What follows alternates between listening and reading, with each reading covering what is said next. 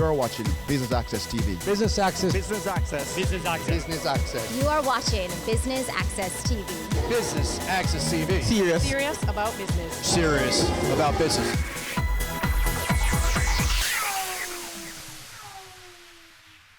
Innovation, networking, and exhibitions all in one space. It's another staging of CME's Corporate Mingle. And today we are here at Eden Gardens Wellness Resort and Spa. I'm your host, Amita Pasadweb. Please stay tuned for highlights.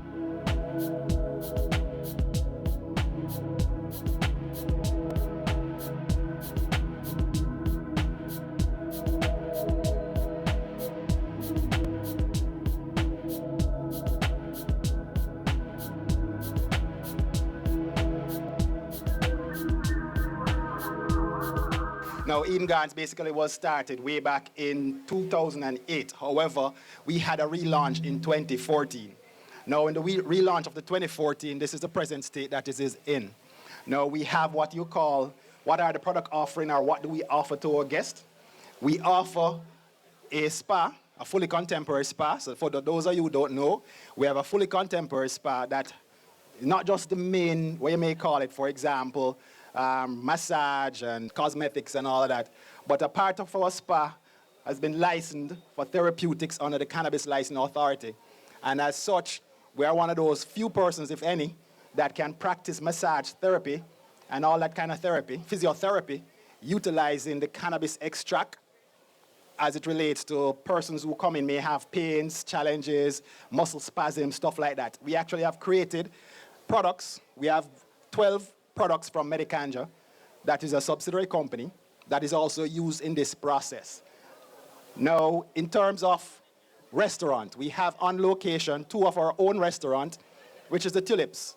Now, the Tulips is a casual dining, and basically you can come in here any hour of the day from 7 o'clock in the morning right through to 10 o'clock at night, and you can get any food in terms of your regular Jamaican fare or international fare.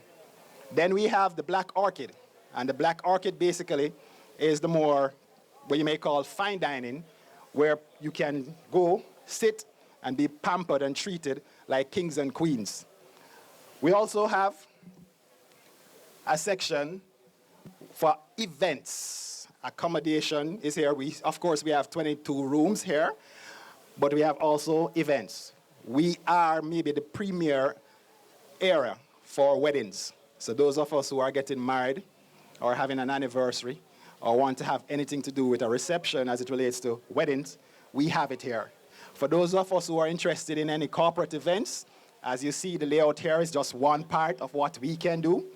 You can actually walk upstairs. We have a roof setting that basically gives you the view of the entire New Kingston with the kind of beauty that we represent here as in the gardens. We also have a section where we call our suppliers, where we have a group of persons who are into wellness in one form or the other, have spaces here. So we have the Cushite, we have persons with hair, we have a physiotherapist, chiropractor, a nutritionist. They're all here. So what we are doing, we have created an arena, so to speak, of wellness in the tangible and intangible form. And at the back of the presence here, you will find EG Wellness brands. And primarily what EG Wellness brands do is to specifically research and create products that are geared again towards wellness. We have ATs, we have supplements, we have a supplement that is called Alpha Prostate, and that is for maintaining a healthy prostate. We have Women's Complete, which is a multivitamin for women, specifically for the Caribbean women, and we have Men's Complete, and again, that is specifically for the Caribbean man. And the Men's Complete is one of those products that we have what you call the horny goat weed that we do get great reviews on. So Eden Gardens is not just a hotel. It's not just an accommodation area. It is a composite of different, you may call it, product offering that suits individuals as related to health and wellness.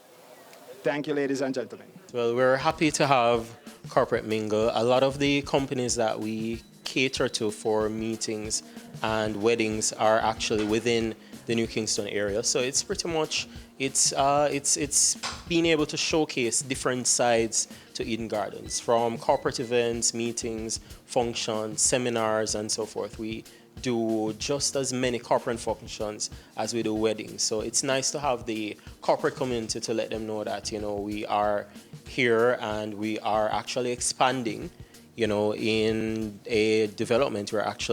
We will be starting a new development in a matter of months to expand Eden Gardens Resort. So we're really looking to now be able to offer not only accommodations and wellness spa, that kind of thing. We're looking to beef up or capacity, to be able to host larger groups, possibly conferences and so forth.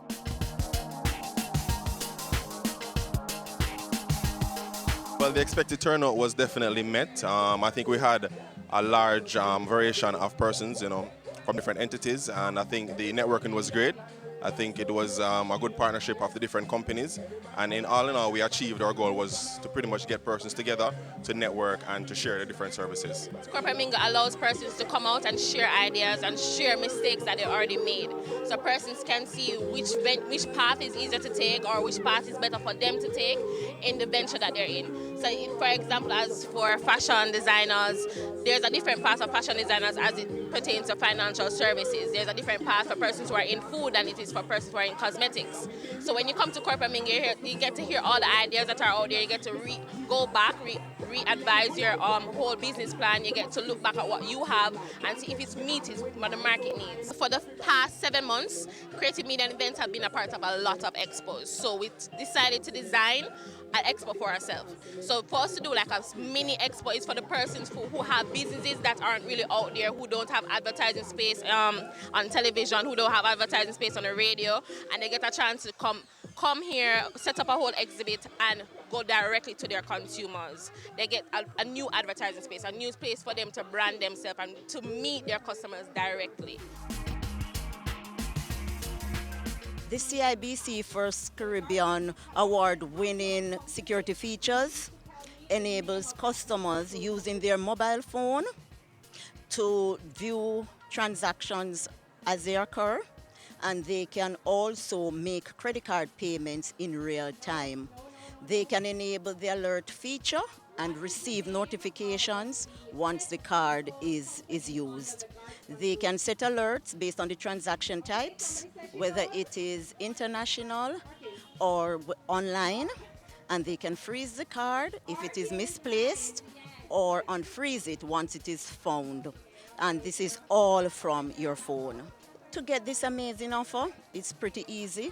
All persons need is to take the 3-month statements, the last 3-month statements of the card the balance that you're transferring, and you take in your proof of address. We need your proof of income, which is a salary letter and pay slip.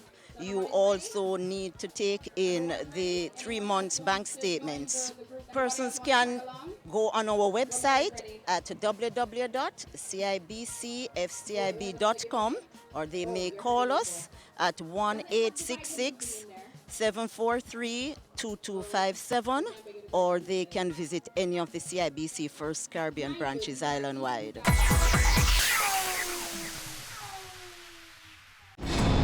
We are back with another exciting, innovative, and inspiring season.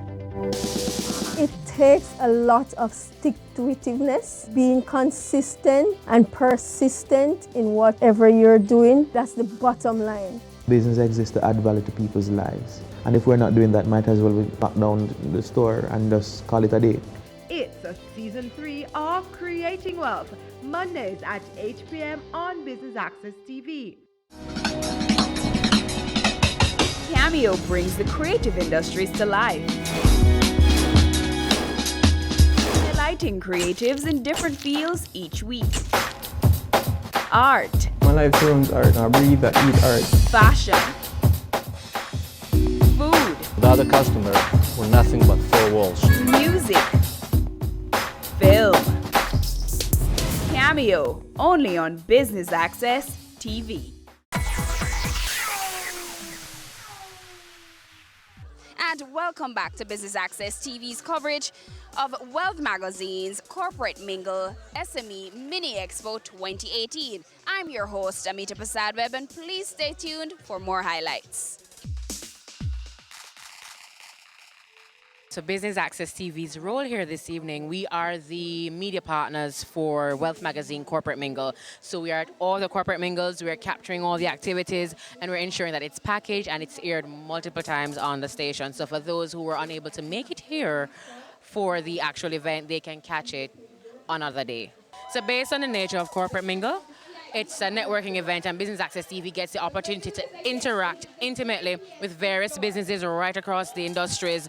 So we get the opportunity to get some brand exposure. We are no longer just in Jamaica. We are right across the Caribbean territories in 13 islands on the Flow network, and in Jamaica we're on all major cable service providers. We have grown and we continue to grow as the years go by.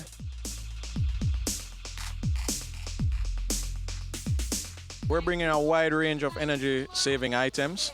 We're all about energy conservation, and we're trying to spread the message to Jamaicans that they can use a little less by purchasing energy-saving devices to ultimately save them some money in the long term. JPS has been committed over the last couple of years to productivity and driving growth of the Jamaican economy. And one of the areas that we see where there's a lot of waste is in energy. The energy usage, whether in business or residential customers. So for business customers, we're pushing energy solutions, which is renewable systems, which are a grid-tied system that allows them to stay on the grid, but benefit from the use of the sun. And for our residential customers, is a wide range of energy-saving devices that also allow them to enjoy the things that they like, but to use energy responsibly. And ultimately, that money can be used now for other things that goes into education, recreation, and generally building out their lives how they would want to live it. We've always seen corporate mingles as an opportunity to talk one-on-one, especially with small and micro enterprises. And we will continue to support corporate mingle because we can see it as only beneficial for this country. What is your main purpose for attending Corporate Mingle? Certainly the networking. CME has produced, because you've been to other networking events before, but I think I like the method that they use in terms of how they get the people involved, just the whole layout, and just the type of businesses that they get into the space. You have a multiplicity of different types of like for instance for this different MSME sector, which I think is a good broad-based one. And based on what I do as well, it's useful for me to come out and know what is happening with micro businesses or medium-sized businesses. So for me, the key takeaway is the exposure to what is happening in the sector, learning about some of the key players, and building or certainly meeting new persons that you can interact with to help and advance some of what you're doing. So I think that is very, very important. Always being able to keep abreast of what is happening in the sector, who are the players in the sector, how can I interact and benefit, and how can I give in terms of what I am doing to support what is happening in the sector. Well, JNSBL firstly is the #1 microfinancing entity in Jamaica. We have been around for 21 years, and our function basically is servicing the MSE sector, persons in microfinancing, that kind of thing, persons who are on a small scale business. That's what we do. And we offer several suites of loans. Basically every year we keep on coming up with different kinds of loans to suit each and every unique person or unique business within our corporate or small business sector. And so as it is now, we have our TEF loan, where we basically partner with the Tourism Enhancement Fund, which is a government entity that offers assistance to not just corporate entities, but also to other persons who are trying to do business within the tourism sector. So as it is, we have one of our 5% loans. It's quite awesome for persons within the tourism sector. So if you're in craft, if you're in transportation, if it is that you are trying to add or to start from scratch building a villa of sorts, we offer up to 25 million for that as well. And so as I said, we partner with the Tourism Enhancement Fund, so it comes at 5%, which is ridiculously low.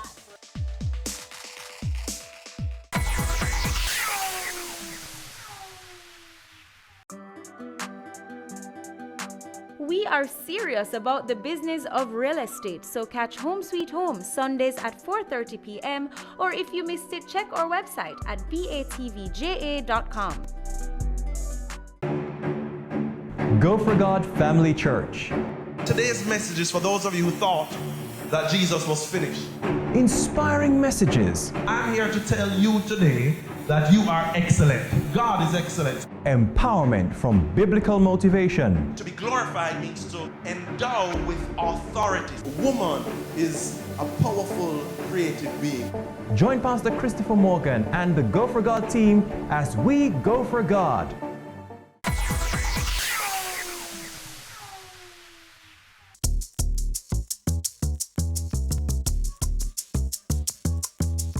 So Bumblebee Digital Agency, we're a digital agency.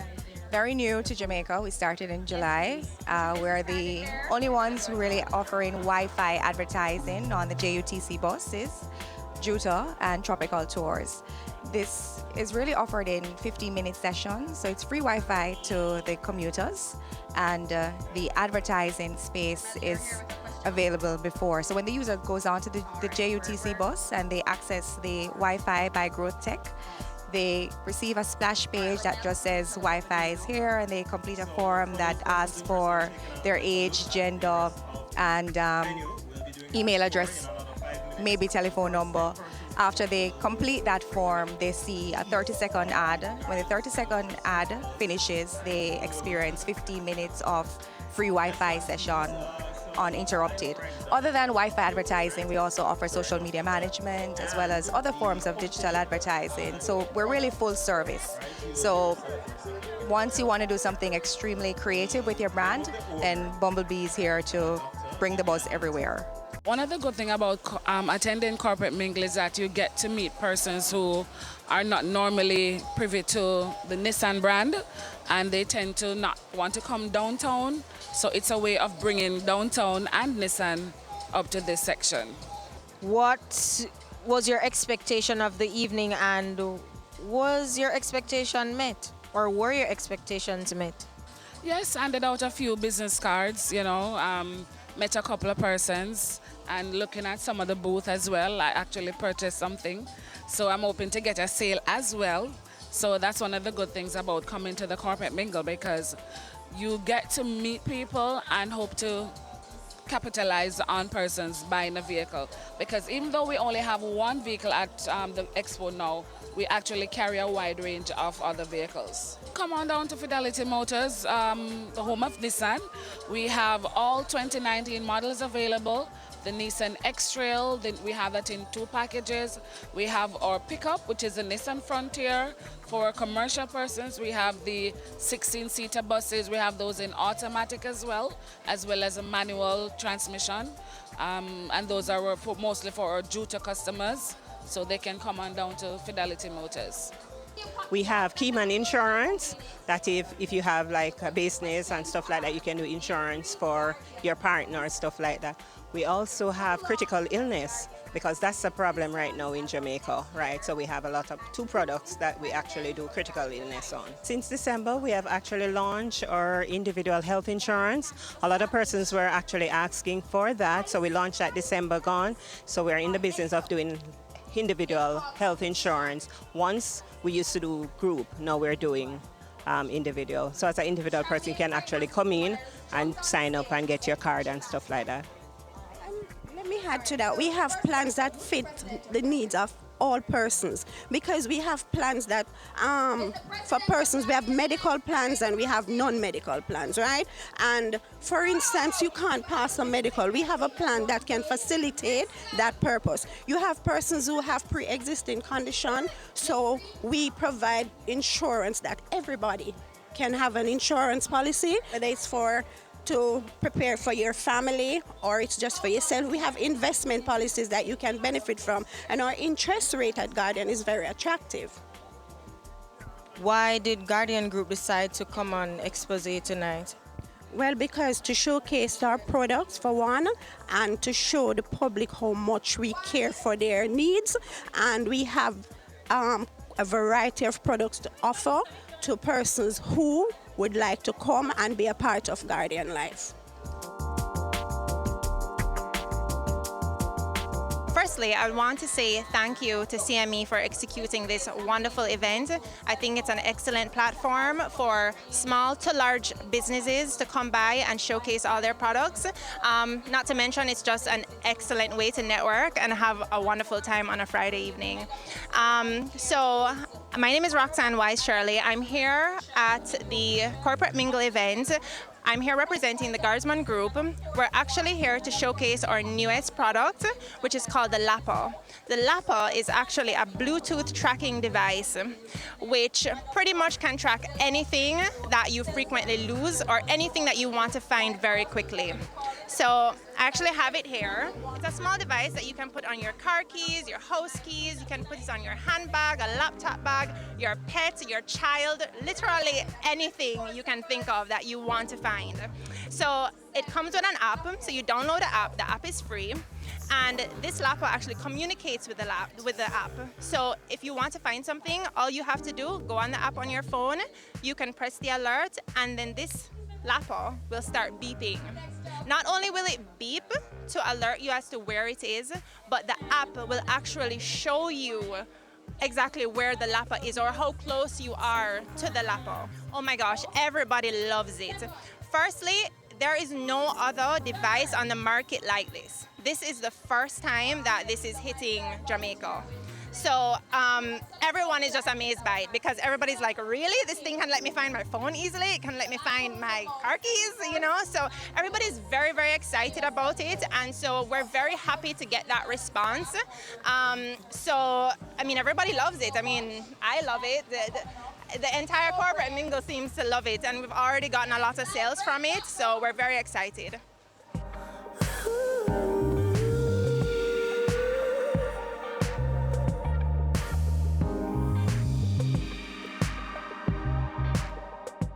What are the functions of the BSJ? The Bureau of Standards Jamaica is a government agency, and at this point we are seeking to highlight the fact that we are a service organization helping to facilitate persons involved in industry. The first thing that we do, we help to set standards, and in addition to setting standards, we also offer training in a range of standards-related areas, including HACCP, good manufacturing practices, labeling. We also provide testing and calibration services, certification through our National Certification Body of Jamaica, and the Bureau of Standards Jamaica is seeking to help industry understand the importance of the use of standards to excel in business here in Jamaica and to excel in business outside of Jamaica. So how does participating in Corporate Mingle help to boost your brand? Well, certainly the BSJ recognizes, as we have done a bit of rebranding in the last year and a half, and we are less a regulatory body, it's critical that we present to industry and the persons, key players in the industry, what are the services we offer. We are hoping that by being here, many of those persons who participate, who need to access services, will recognize that the BSJ provides testing, provides calibration, and offers training in a range of areas. It really can only help to advance our cause and to improve our bottom line.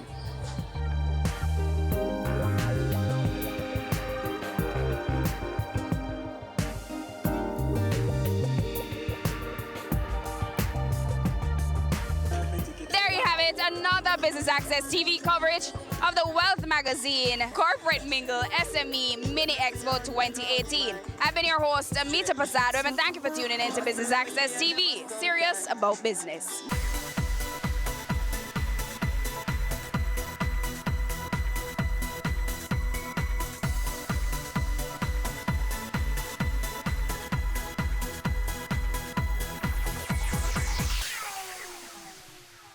I wanted to be an educator because I believe that education is the most powerful weapon that can change the world. My dreams and aspiration is to one day become an entrepreneur where I can employ other persons and help to build the country. I wanted to go into development. I wanted to help people become better versions of themselves.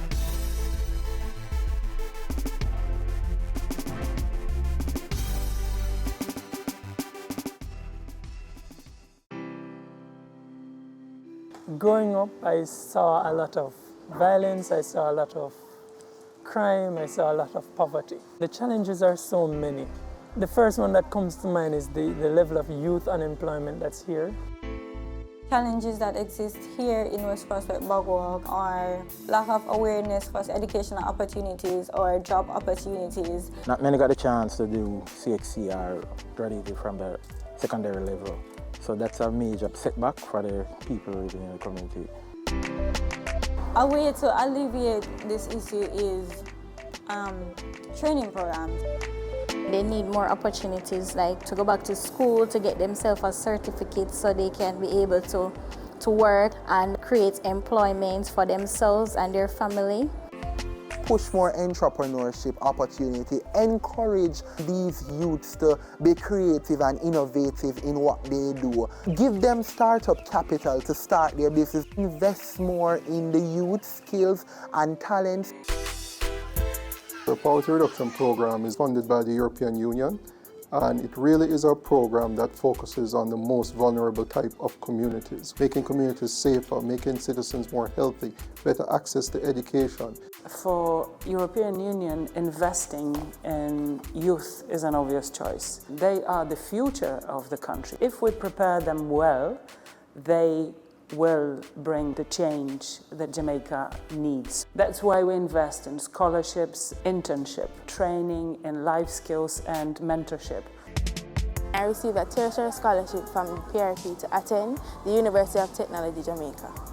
It meant a lot to me because I realized that somebody else believed in me and somebody saw the potential that I have and somebody believed that I could actually achieve my goals. I benefited by getting firstly an internship, and also they assisted my bachelor's degree financially. But critically, outside of the finances, the persons that were on the project, you know, the motivation that they provided, etc., it really provided a huge boost. This is my third year at the MICO. This scholarship, it helped me to be able to focus only on my education here, because tertiary education is not cheap. I was placed at ODPEM on the one-year internship program. It was really good. It was an opportunity for me to prove myself, to give myself a service, and also to gain experience in the working world, and to also provide for my family. I plan to be an agent of change in my community by being a mentor, a leader, and a godfather for the youths growing up. Try to help them, teach them a trade. You don't have to be rich to help. You don't have to achieve greatness to start. I contributed to my basic school by providing them with the necessary resources that they need, that I believe that in the long run, it will have a ripple effect on many, many persons. Professionally, I manage the whole program, which is aimed at giving young persons the opportunity to, you know, do what I did, basically, to get their foot inside an organization. Additionally, I also have a little small business that I try to employ young persons to learn a skill, etc. When you're persistent in life, when you're determined, when you're hungry for success, then you'll be able to accomplish and achieve anything that you want. It has changed hundreds and hundreds of lives. Not just my life, my family lives, my friends' lives, etc. I want to just urge everyone looking on to continue these social programs. These are the solutions to the many ills that we face as a society and as a country and even as a world. So thank you, and I challenge you, continue it. It's needed.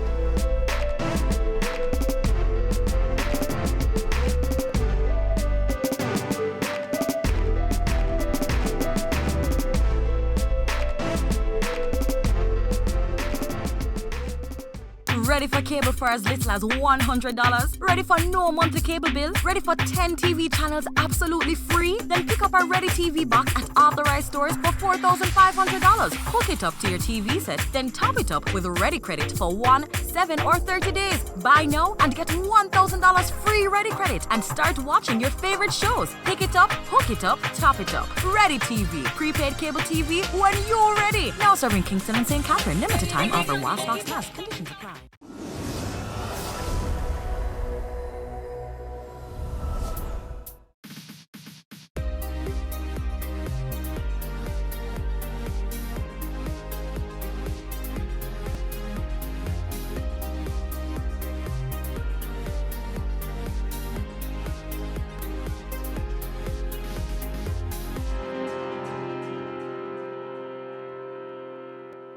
Did you know that the grand finals of the Jamaica Festival Song Competition will be held tomorrow at the Randy Williams Entertainment Center in Kingston? Yes, at 8 p.m. 11 finalists will compete for the coveted title of 2019 Jamaica Festival Song winner and millions of dollars in cash and prizes. You don't want to miss it. Hello there. Thanks for making it Jamaica Magazine. I'm Adrian Atkinson, your host for the next half hour. Stay tuned for further information on this year's Jamaica 57 celebrations and more.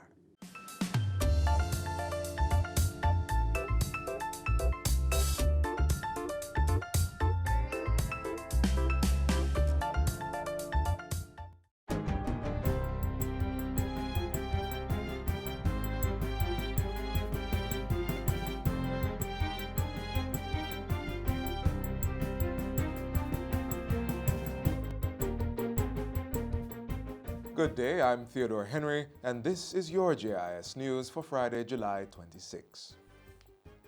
Prime Minister Andrew Holness says the next phase of the Housing Opportunity Production and Employment HOPE program is to be rolled out shortly. This will entail institutionalizing the employment and training aspects of the program. I'm very satisfied and I'm very happy to see the program come to this point where we can now say we have tested it, it has worked, and we are now going to bring the program to the institutional phase where it will be a constant feature of the development of Jamaica. The Prime Minister was speaking during the final stop of a tour of HOPE projects across the Covert area on Wednesday. He explained that in this next phase, HOPE would probably move from the office of the Prime Minister and be placed under an agency that can carry it more effectively. The Prime Minister added that the opportunities component was being developed and would be launched soon along with the production aspect. We have already decided that for the production component, we're going to be focusing on getting young people into agriculture using technology. The housing component, which was launched recently, will be provided at a later date. HOPE was launched by the Prime Minister in 2017 and targets persons aged 18 to 24 who are not employed or enrolled in a school or program of training. Through HOPE, approximately 24,000 young people have been impacted over the last 2 years and have now become ambassadors for the program. Currently, 6,000 youth are being trained under the initiative. 78 courtrooms are now able to facilitate digital audio technology, while 19 courtrooms can accommodate audiovisual devices. Justice Minister Delroy Chuck says the move is to secure witness statements in court trials. His message was delivered recently by Executive Director of the Legal Aid Council, Hugh Faulkner, at the opening of the two-day Witness Care Conference. We at the Ministry of Justice stand ready to step up to the plate and play our part in ensuring that systems are in place to advance the role of witnesses in the justice process. With this technology, witness intimidation in the courtroom will be significantly reduced. The provision of digital audio recordings in court proceedings falls under the Ministry's Justice Undertakings for Social Transformation, JUST project. Minister of Culture, Gender, Entertainment and Sport, Olivia Grange, says government is moving expeditiously to have the Sexual Harassment Bill enacted. A joint select committee of Parliament has been named to review the legislation. We will convene the joint select committee meetings and move expeditiously to sign off on the bill to ensure that we have this legislation in place which will address sexual harassment in the workplace, where accommodations are involved, landlord and tenant, and also in institutions. Minister Grange says government is also looking at addressing the issue of sexual harassment in the tourism industry. The Sexual Harassment Bill was tabled in the House of Representatives on July 9. It outlines the types of conduct that constitute sexual harassment and prohibits certain actions. Government's Public Investment Management Secretariat, PIMSEC, has given conditional approval for the renovation of the National Stadium and the Trelawney Multipurpose Stadium. Sport Minister Olivia Grange says PIMSEC has also provided the funding to engage a consultant for the projects. The consultant is tasked to craft a business plan for the development and operation of both facilities. I've informed this Honourable House that it was our intention to upgrade our aging National Stadium to make it more customer friendly and more compliant with international sports governing bodies. I also made mention of our intention to develop the Trelawney Stadium to the point where it could be placed at the centre of our sport tourism thrust. Minister Grange was delivering her sectoral presentation in Parliament on Tuesday. She said the stadium projects were valued at approximately $40 million. Meanwhile, $163,785,000 have been spent to complete other sport infrastructure projects across the island. And finally, Jamaica 57 celebratory activities commence tomorrow with the grand finals of the Festival Song Competition. The Jamaica Festival Song Contest is slated for Randy Williams Entertainment Center in St. Andrew at 8 p.m. This year's competition has 11 finalists instead of the usual 10. The celebratory period includes other popular events such as the Miss Jamaica Festival Queen Grand Coronation, World Reggae Dance Championship, Mellow-Go-Round, Jamaica Gospel Song Grand Finals, Pop and Variety Grand Finals, and Grand Gala on Independence Day. This year, the gala will serve as the start of our observation of the decade for people of African descent. Our special guest this year will be the President of Kenya, President Uhuru Kenyatta, who will be here on a state visit. This year, we will also, at the gala, honor two of our celebrated entertainers. In the past, we have honored Jimmy Cliff, Damian Marley, and others. And this year, we will be honoring Rita Marley and Sizzla. The Culture Minister has also revealed the fashion theme for this year's celebrations. Fashion theme this year is roots and culture, meaning that with the diversity in our culture, whatever is your roots, you can wear your sari, you can wear your African wear, you can wear whatever you identify with as your roots and your culture. All the Jamaica 57 activities will be celebrated under the theme, One Nation, One People. And that's it for JIS News Today. I'm Theodore Henry. Thanks for watching.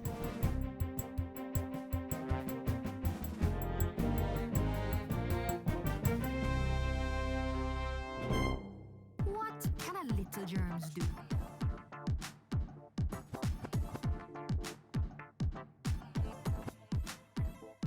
Pink eye running belly even flu. Germs can make them happen to you. Put germs on our manners with these. Cover your mouth when you cough and sneeze. Always wash your hand with water and soap. Keep dirty hands from your eyes and your nose and your mouth. You don't want to be sick, take care. Practice every day, no germs on here. Message from the Ministry of Health. Have you ever heard about the Get on the Bike program? This initiative, which was launched in collaboration with Government Citizen Security and Justice Program, seeks to equip young adults with the knowledge and empowerment they need to achieve their career goals and objectives. Here's more.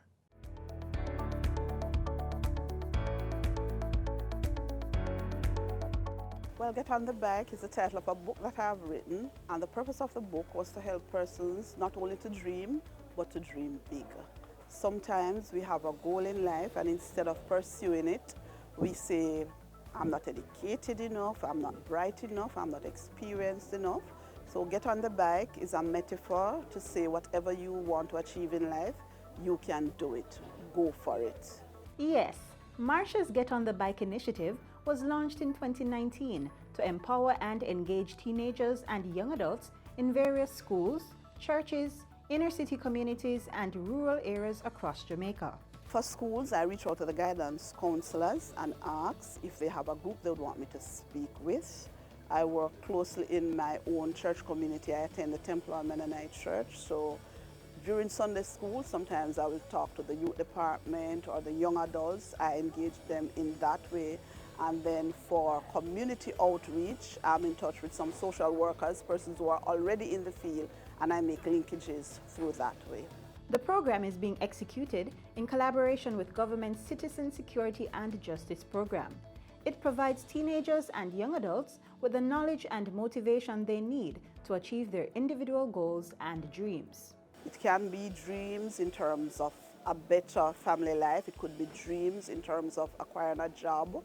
It could be dreams in starting a business. So we provide the strategy or the roadmap for persons to realize their dreams. Some of the youngsters who have recently benefited from the program are a group of students from the Operation Friendship Skills Training Institute in Kingston. Today, what we want to talk about is workplace readiness. Let me see the hands of those who have actually worked already. Have you been in the workforce already? A few of us have been in the workplace already. Well, this program is going to teach us what are the things we need to do to prepare for the world of work.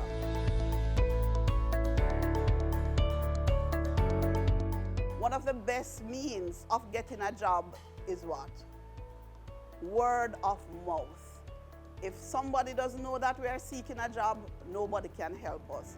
So if we are seeking a job, one of the first things we ought to do is to let somebody know. After we have done that, we want to develop what we call our resume or our CV. It's very easy, very easy. Start at the top with our name, then we go to our address, then the telephone number, then our qualification or experience, whichever is stronger.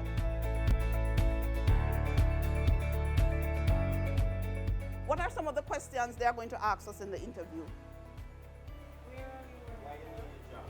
Why do you need a job? Yes. Where you have worked before? Certainly. During these free interactive sessions, Marsha even gives advice on how to tackle some of the most intimidating interview questions. Some persons get a little timid when somebody asks, so what is your weakest area? Sometimes they ask that in the interview. The best answer for that is something that is not too outrageous, but something that we have worked on and we have improved and we are now professional in that area. I think the session has a great impact on us as students because not every student is aware of how to operate within the work field and know what to do and where and when, how to go about doing it. Coming here, showing us the steps and what to do from what not to, like having our name, the address, work experience, our qualifications and the information about us, that will help us to know what to do in able to get our work. But preparing students for the world of work is just one of the focus areas of the Get on the Bike program. During a recent weekend visit to the Ocho Rios Mennonite Church in St. Anne, participants of the program were briefed about another important lesson, SWOT. Let's start from the top. So strengths. Strengths are the things that we are very good at. Strengths could be good interpersonal skills, good team building skills. It could be a fantastic smile. Weaknesses. Weaknesses, these are things that we are not so good at. So the weakness could be we have poor time management skills. We are not organized, always late. Things like that would be considered a weakness. Things that we need to improve on. The O stands for opportunity. This is something external to us. So in our area, are there hotels being open, other areas of employment? That would be seen as an opportunity. The threat would be like similar to the weakness, but it's external. We can't do anything about it right away. Perhaps a threat would be poor transportation service within my area. Why do we do this? We do it so that we are more in tune with what we can accomplish. Not only that, we are more open to changes, and when changes come, we are not flustered. Good session, and it's very informative. Doesn't matter the age group or where you are in your career goal right now. I recently graduated from high school, and it is a great opportunity for me because I'm job hunting. And there's just one more question I know you might be asking. Why the title Get on the Bike? A bike to me represents freedom, it represents creativity, some amount of skill, and always going forward. And there you have it. For more information on how you can get on the bike, email Marsha Norman at marshanorman2017@gmail.com.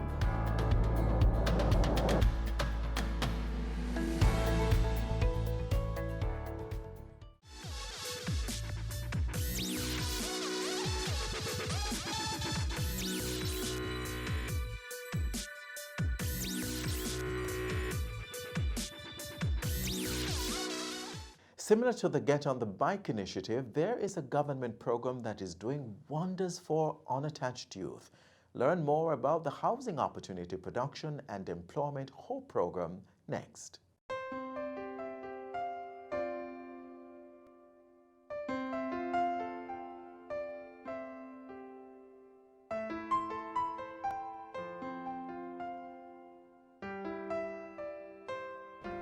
Growing up, I didn't have no parent, nowhere to go. I was just stranded. I started to live in Crossroads because I didn't have nowhere else to go.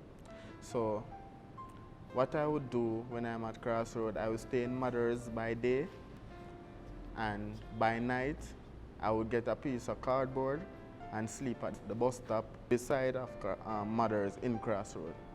I will walk and beg, or I will stay in Mothers for the whole day, begging passbys or so forth, till I find myself again money now. So I'd always have a phone, so I use that money that I get, buy credit, put on the phone and put on service, data, and find out about all of the ministries and so forth. And I will sit there and call the different ministries, from the Chief of Defense Staff Office to the Minister of Education, the Prime Minister's Office, all of those.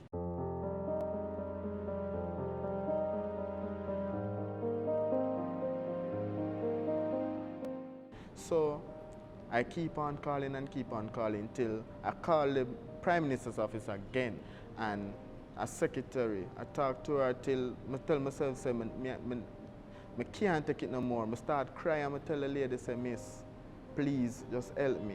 Please, I beg you, help me.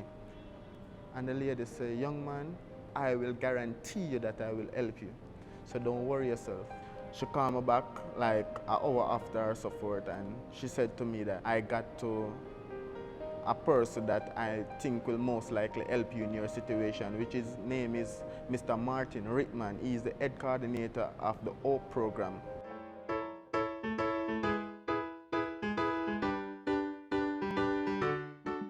An hour after, Mr. Rittman called me, and he introduced himself, and I introduced myself, and I tell him my story all over again. He told me that he can help me out with something to do, a skill and a job or so I can gain some form of income, so I could buy hygiene products and clothes and so forth. So he directed me to the Art and Ripon Road, where he told me to bring all relevant documents like ID, TRN and so forth to that place on Ripon Road, and speak to the secretary and tell her that Martin Rittman, the head coordinator of the HOPE program, sent me here. He told me that I should go to a school that's on South Camp, UWI Open campus. I went for 2 weeks. After the 2 weeks, I spent at UWI Open campus at South Camp Road. I then moved on to a government agency for work. I started off processing in the computer all documents that come in. I will be the one who to lodge it in the computer and send it off to the different departments. But now I'm a customer service rep at the moment, because my supervisor told me that my talent is wasted where I'm at right now. I don't do much more than lodge the documents in the system and so forth. So she gave me more hands-on training that would more fit my criteria. I think it is a good motivator in the sense that, it gives them some purpose of living, coming, doing something, knowing that he's responsible for something that is such a vital aspect of our daily activities. He dresses well, always on time, and he takes pride in whatever, what is assigned to him, meaning he works really hard, and whenever he's not here, they miss him.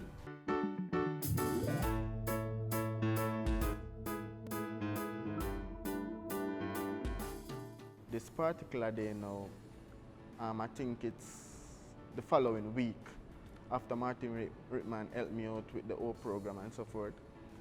I saw a lady Just a random lady, I was begging and so forth.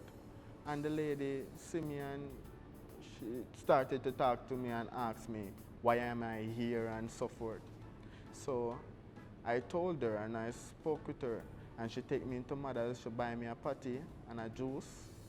And we were talking, just talking and talking. And then she asked me, do I want to come to stay with her? With a glad face, I accepted and said, yes, I would love to come home with you. When she took me in, it's like, you know, I was very welcome because just looking, I had a bed to sleep in that used to be a cardboard. I had food to eat that used to be me begging on the street just to make ends meet, just to eat a little patty or something. I had dumpling, she gave me all type of food that I longed to eat from a longer while. You know the reason why I do it? God himself provide for me. That's me can feed myself, feed him, feed my 2 grandchildren then. Helping him is not a problem. Helping somebody when they are in need is the greatest thing for me. I can put my life like the Titanic, if you ever seen that movie. It's like, you know, when the ship was sinking, there's a lot of persons like, them don't know what to do. Some people just jump off in the water because them can't. But I was there and like, the ship has sink and it's like, I tell myself, say, you know what, I'm not going to make this ship sink with me now. So, I decided to just jump off. So when you jump off now, I decide to say, you know what, I'm not give up, I'm not just drown so, I'm not just go down so. So I tell myself, say, you know what, I'm go swim.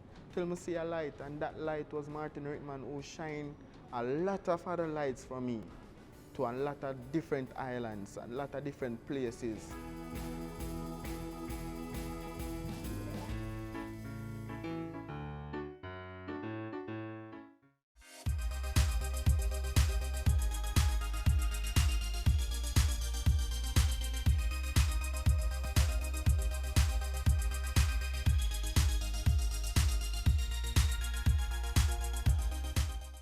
Do you feel you have a purpose in life but just need help finding it? You're probably not alone. And like many before and after you, a bit of motivation at the right time can make all the difference. Listen as Dr. Wayne Henry from the Planning Institute of Jamaica shares valuable information you need to hear.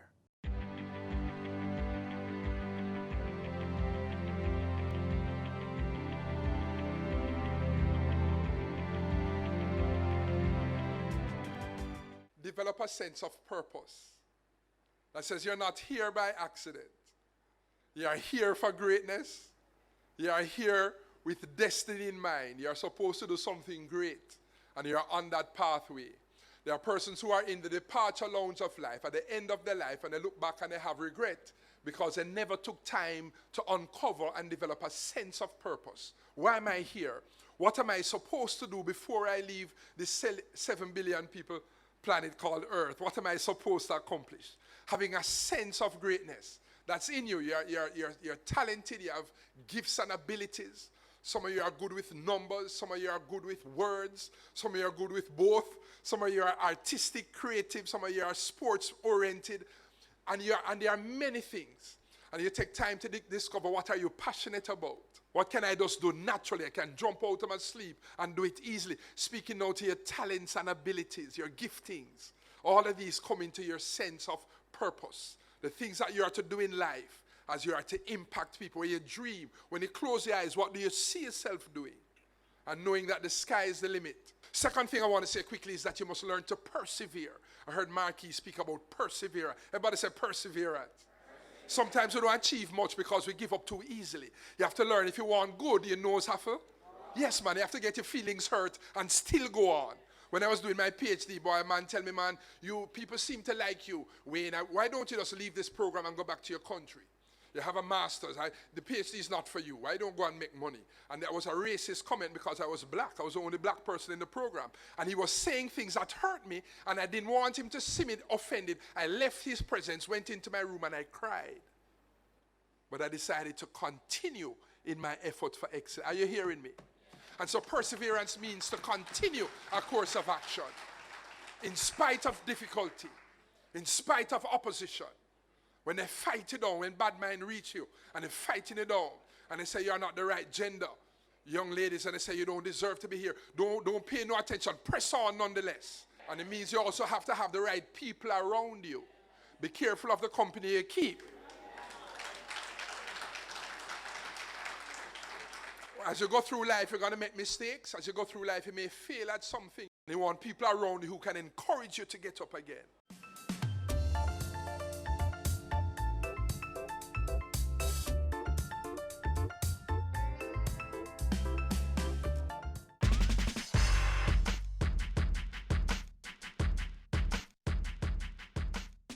Jamaica 57 is just around the corner, and as customary, there are a host of activities for every Tom, Dick and Harry to enjoy. So listen up.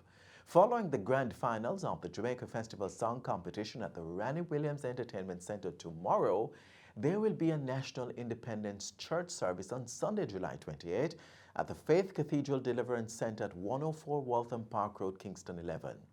The Emancipation Jubilee is slated for July 31 at Seville in St. Anne. The National Arena will host the Miss Jamaica Festival Queen Grand Coronation on Emancipation Day, August 1. The World Reggae Dance Championship Grand Final on August 2. Mellow Go Round on August 3. The Jamaica Gospel Song Grand Final on August 4. And the Pop and Variety Grand Final on August 5. Grand Gala will be held on Independence Day, August 6, inside the National Stadium. We have a lot to celebrate as a nation.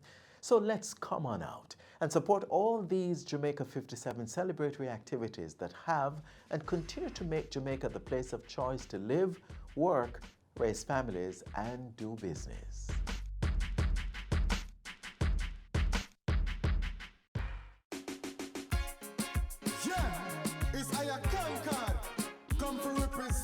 From a Jamaican era then. We heroes fight very hard, them have to fight with the hard and abroad. Hero them fight very hard, so we can enjoy with hard. The heroes fight very hard, them have to fight with the hard and abroad. Hero them fight very hard, so we can enjoy with hard. Whoa, this a sweet, sweet Jamaica land. I don't know so the 6-0 come from. Not to mention the heroin one. You check Poland when Annie come from. You want to know about Paul Bogle. You go online and start to Google. Cause St. Thomas that a fi me ballad. Alright, that's where Paul Bogle come from. Cause them fight very hard. Them have to fight with the hard and abroad. Hero them fight very hard, so we can enjoy we hard. Hero them fight very hard. Them have to fight with the hard and abroad. Hero them fight very hard, so we can enjoy we hard. Whoa, equal rights all are we fear be. Who said that no Marcus Garvey? I wish one never beg no pardon. The same one George William Garden. Cause me a sing me feel it from the heart. When me remember my beer where they make some sharp. Spanish told me go lick me auntie. She said don't want to me issue go post a manty. Say them fight very hard. Them have to fight with the hard and abroad. Hero them fight very hard, so we can enjoy we hard. And this is the final stop in today's magazine. Thanks for journeying with us. To watch today's program, again, simply visit our website, jis.gov.jm. And don't forget that you are able to follow us on Twitter, Facebook, and Instagram. On behalf of the entire team here at the JIS, I'm Adrian Atkinson. Have yourselves a great weekend.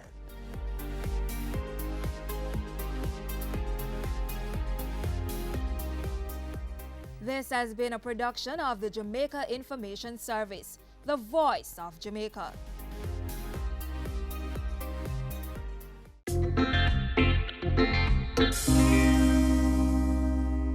On this episode of Chill Spot, we'll be enjoying the simple pleasures in life with Shani Jaja. She's the CEO of FamFun Entertainment, and she's also the communications manager at Global Directories Limited, also known as the Yellow Pages. For the ultimate spa experience, Shani will be taking us to the Face Place, and then it will be on to Tea Tree Creperie, a cordon bleu style eatery, the first of its kind here in Jamaica. Stay with us.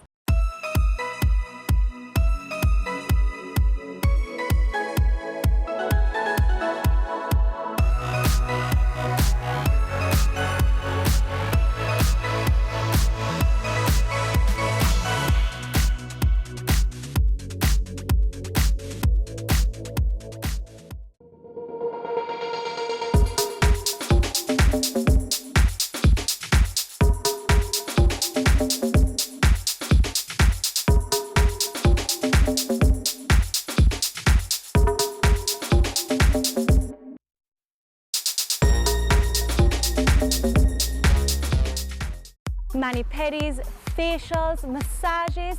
I can't think of a better way to de-stress. Let's join Shani inside and check it out.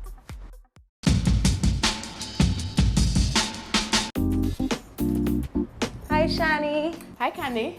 Good to see you. Good How to are see you? you too. Good. So what are we going to be doing today? Okay, so this is one of my favorite places. We're going to do full body massage. We're going to do a facial, body scrub, and get our nails done. And what is it about hair that you like? I love the fact that they have such a wide variety of services to choose from. As you will see today, we're going to be doing the full works. Well, I'm very excited. This sounds like an amazing chill spot, so let's get to it. Looking forward to it too. Hi, good afternoon. Hi, how are you? Today's place. Thank you. It's good to be back. All right, let me just check you guys in, and someone will be with you shortly. Wonderful. Fantastic. But while we're waiting, tell me a little bit about the Face Place. Why would someone opt to come here? Well, the Face Place has been established since 1973. I didn't know that. Yeah, you know, when you have a set of quality standards in place, things kind of just work for themselves. What are your range of services that you guys offer? We offer a range of facials, another range of nail care, body care, and waxing, hair removal, those kind of things. Well, you guys are getting me really, really excited, so let's head inside. All right. So, hi. Hi, Tanisha. How are you? Hi. Hi. I'm Nicole. Hi, guys. Here to take you guys around, please. Thank you. Let's go.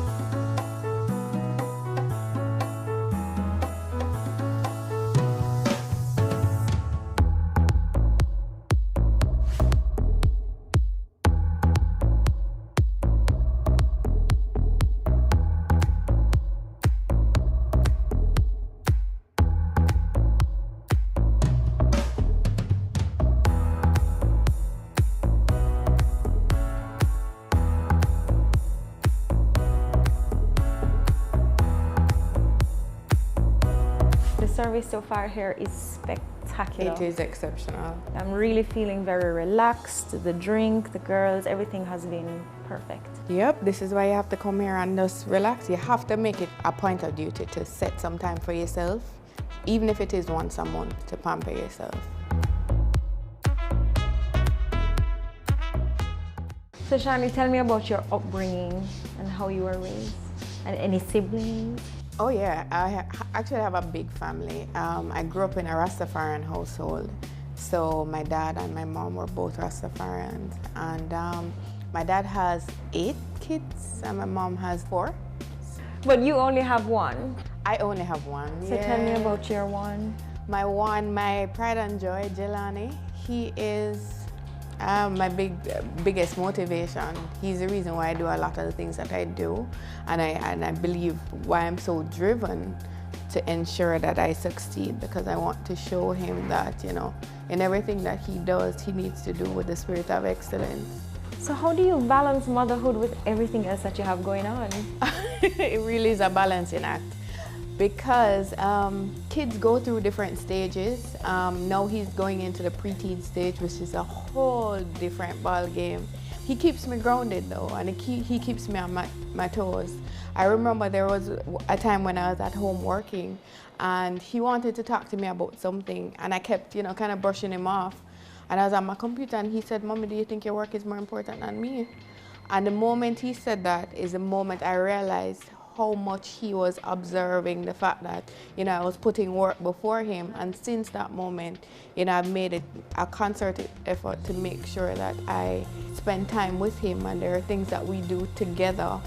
No interruptions with phone, no interruptions with anyone else. It's just me and him. And what about your faith? What role does Christianity play in your everyday life? It really is a fundamental part of my life. It sets the tone for everything that I do and how I do it. Being a Christian, it's been a journey. Every day it's a different experience. Every day it's putting God first, above everything else. It's praying about everything that I do. It's being conscious of, His plans and His purpose for my life and ensuring that, I'm obedient to His will and that I'm applying myself based on, the things that He has called me to do.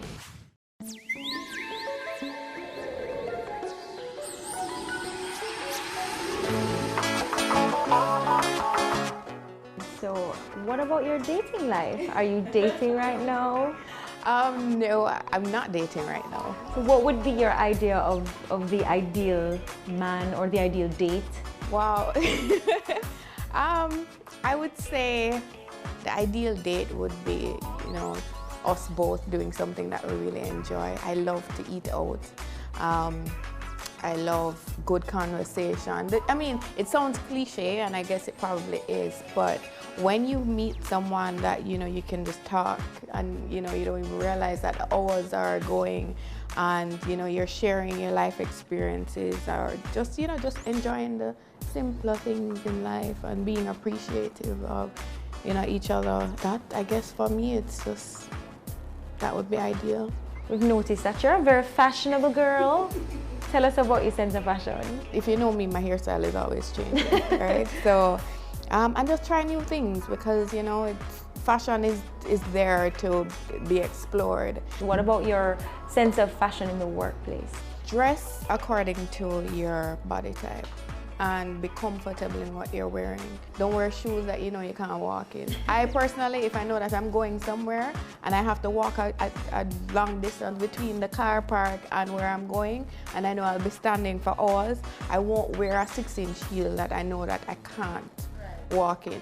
It affects your confidence if you're wearing a pair of shoes that is too tight for you, or you're wearing a skirt that is a little bit too tight or too short, and that shows. So in the workplace especially, maintain that level of professionalism. Fabulous. You also mentioned earlier that you like to eat out.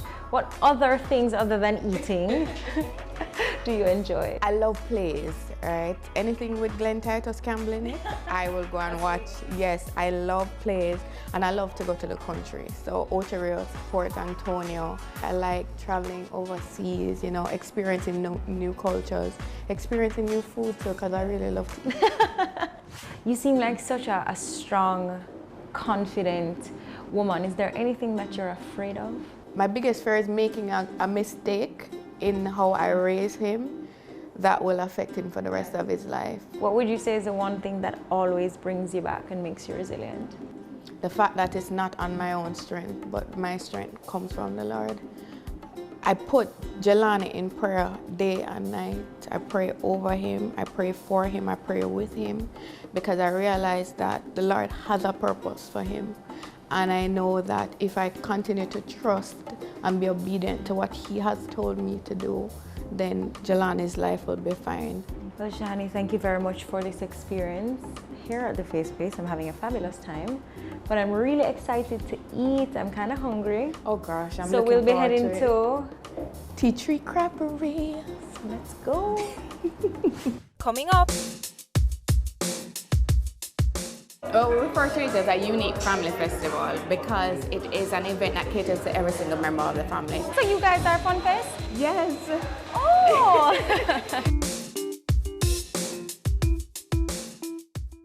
They say it takes a village to raise a child, but the world will one day need the leadership of that child. The time you spend with your child matters. It stimulates their minds and shapes the way they act. Talk with your children. Help them to better understand the world around them and to value what is truly precious. Above all, the most valuable gift you can give them is love. Play, talk, teach, love. Take the time. It makes all the difference. A message from the Parenting Helpline and Ad Council Jamaica. Your business matters. Business Access TV offers you the most innovative and effective advertising solution for your business, specializing in B2B sales, cost-effective solutions, the customers you want, the repetition you need. No matter the size and nature of your company, your business matters. Call us at 876-618-2870 or email us at sales@batvja.com. Business Access TV, serious about business.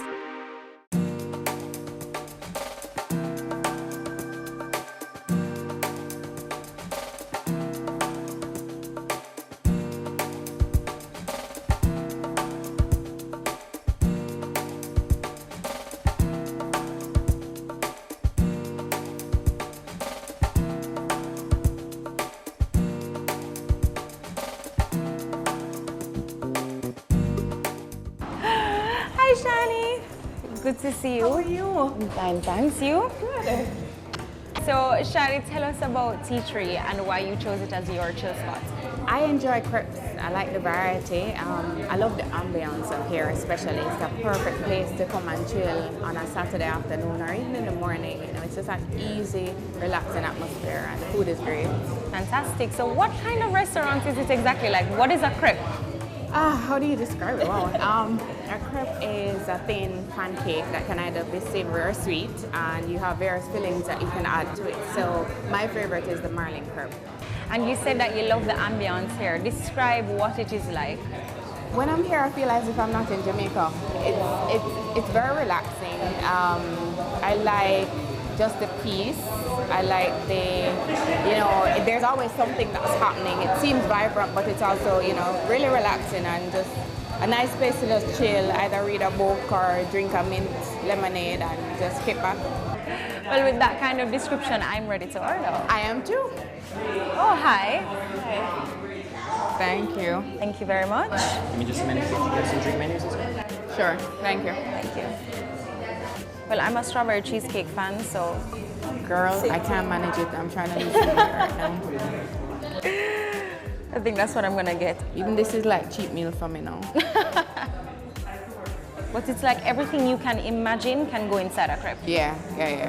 Everything. I think that's what I like about it because it's very versatile. So if you're a vegetarian, which I am, there's a wide variety you can choose from. You can either do a straight veggies or you can do something like the smoked marlin crepe, which is good. I know it's a cheat meal, but then you can get one with just fruits. So does that count? Does it still count as a cheat meal? No, I don't think so, because I think the crepe in itself doesn't have a lot of calories. Right. I'm not sure, but I say if it's a thin pancake, it can't be that bad. I think I'm gonna get the strawberry cheesecake. That's me. All right, I'm gonna have the smoked marlin and the mint lemonade. Is ready? Yep. Is that the drink menu? Can I see that? I will have a fruit smoothie, a strawberry smoothie, if that's okay. And then I'll also have the strawberry cheesecake crepe. Strawberries? Yes. Okay, so I'll have the mint lemonade and the smoked marlin crepe. Yeah.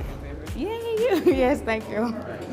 All right, Shani, so I want to talk a little bit about your professional life. Tell us about your job. I know you have multiple, so let's start with your position at the Yellow Pages, Global Directories. Tell us about that. So I'm the communications manager for Global Directories, which is a recent post that I've been appointed to.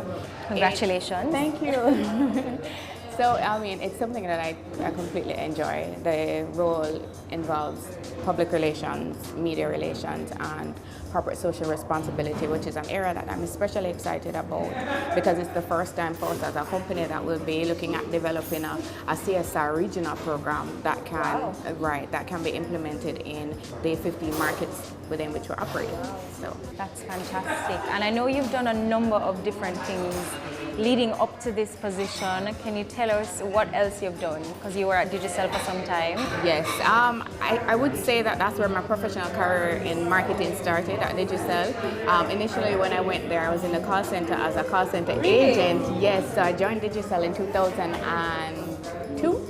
February 2002, which was a few months after they had launched. Right. And I started in customer care as a call center agent. And after about a year and a half, and eventually when a position became available, I applied for it and I got through. So that position was media planner. And since then, I've just been growing ever since. What would you say is your favorite part about your job now? You know what I enjoy about marketing? It's so dynamic and it's so diverse. So there's always something new, a new trend. I especially love the behavioral aspect of it in terms of how, you know, developing certain strategies and programs can actually affect human behavior and how they interact and relate to brands. It's very exciting a topic for me, and I just love the fact that there's so much that can be done. So there's never a day that I come to work that I'm doing the same thing. I like the challenge of coming up with new and creative ideas and looking at fresh and innovative ways to really engage our consumers and our customers. And similarly, what would you say is the most challenging part, and how do you overcome those challenges? I think the most challenging part of it is really having that work-life balance, because, you know, when you are in a profession that you really, really love and you're genuinely passionate about, it's very easy for you to spend every waking moment doing that, right? You know, there's always something new coming up, so you're trying to challenge yourself to learn more and to do more. But having a family is important for you to strike that balance, and I think that's probably the most challenging side of it. But I've learned and I'm still learning to do that. You also are the CEO of FamFun Entertainment. You mentioned work-life balance, so tell us about this. I think that was my dream. And it came about because of my son, Jelani. I realized that there was a lack of family entertainment in Jamaica. So, you know, whenever the holidays came around, there really wasn't anything for us to do as a family, you know, except for going to the movies and so on. And my business partner, Jete, who is also very experienced in event management, we came up with the concept of just putting on our own event, and that's really how FamFun and FunFest was born. So you guys are FunFest? Yes. Oh! So the company is FamFun Entertainment, but the event that we put on is FunFest. Okay. Yeah. So I mean, the first one that we had in December of 2012, my grandmother, who at the time was 95 or 98, she came and she sat down and, you know, and she watched the entertainment that we had throughout the day. I mean, she interacted with her grandkids that were there, and, you know, it's just been a good family event. Absolutely. For adults, for kids, for teenagers to come out to and enjoy.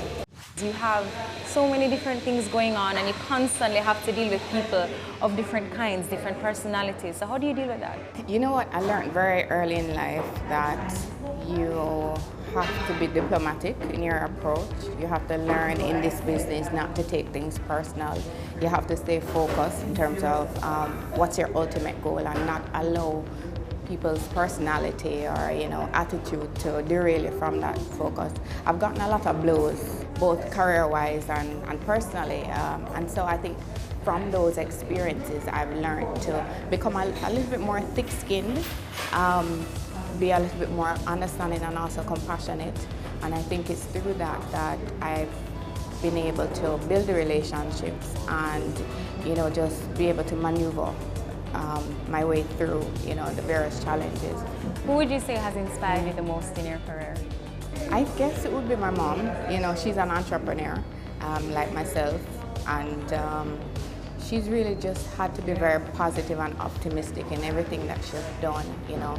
Starting out with raising 4 kids, it was really difficult for her, yeah. And when she made that bold move to leave her 9 to 5 and start her own business. You know, it really was a challenge for her, but I've witnessed her commitment, her dedication, her drive, her passion, and her zeal, which has given me that inspiration. And whenever I feel as if, you know, it's too difficult to continue, you know, I remember the challenges that she went through, and I know that if she could have done it with 4 kids, then I certainly more than can do it with just, you know, 1. Coming up.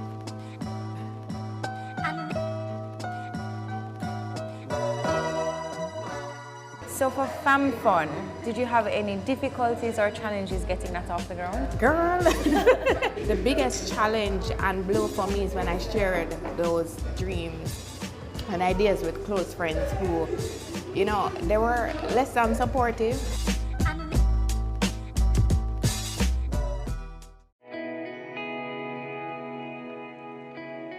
Every day you wake up, you have another opportunity to make this little island better, safer, a place where we all can be proud to call home.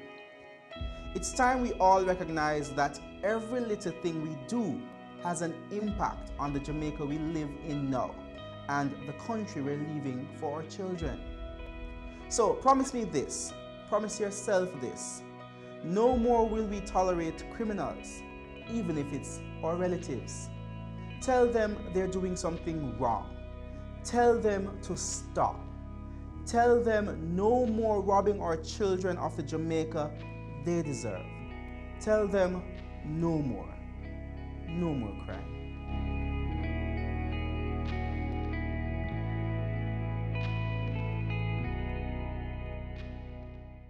Your business matters. Business Access TV offers you the most innovative and effective advertising solution for your business, specializing in B2B sales, cost-effective solutions, the customers you want, the repetition you need. No matter the size and nature of your company, your business matters. Call us at 876-618-2870 or email us at sales@batvja.com. Business Access TV, serious about business.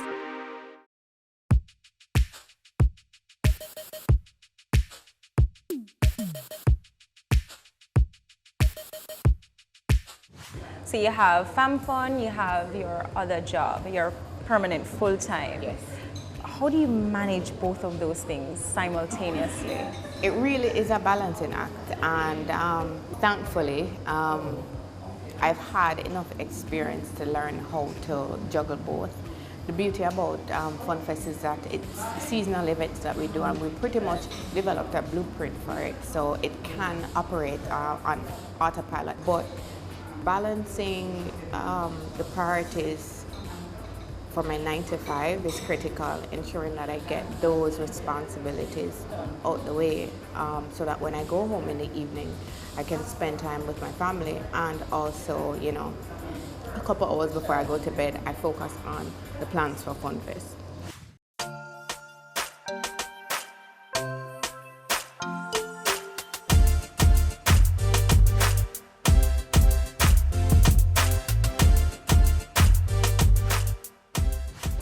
So for FamFun, did you have any difficulties or challenges getting that off the ground? Girl, yes, because you know, you have this grand idea, and you have these big plans and big dreams that you want to fulfill.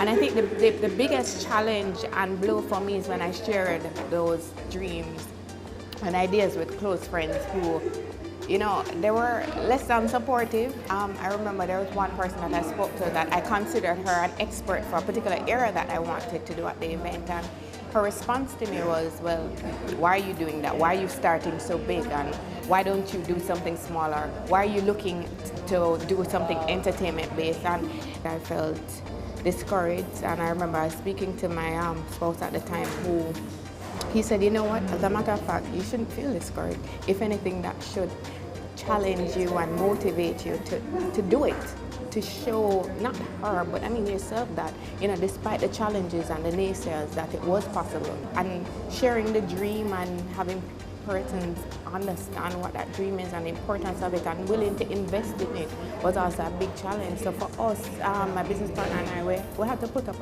our money, our own money. And I can honestly say that the first event didn't even break even.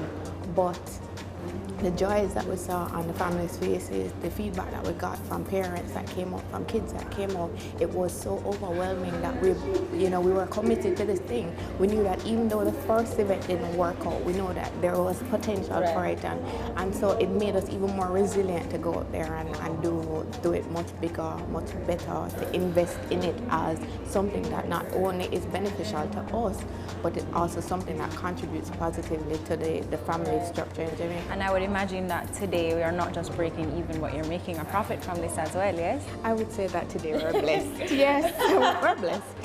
I love that. Okay, and what advice would you have for people who are in a 9-to-5 and balancing some kind of entrepreneurial activity?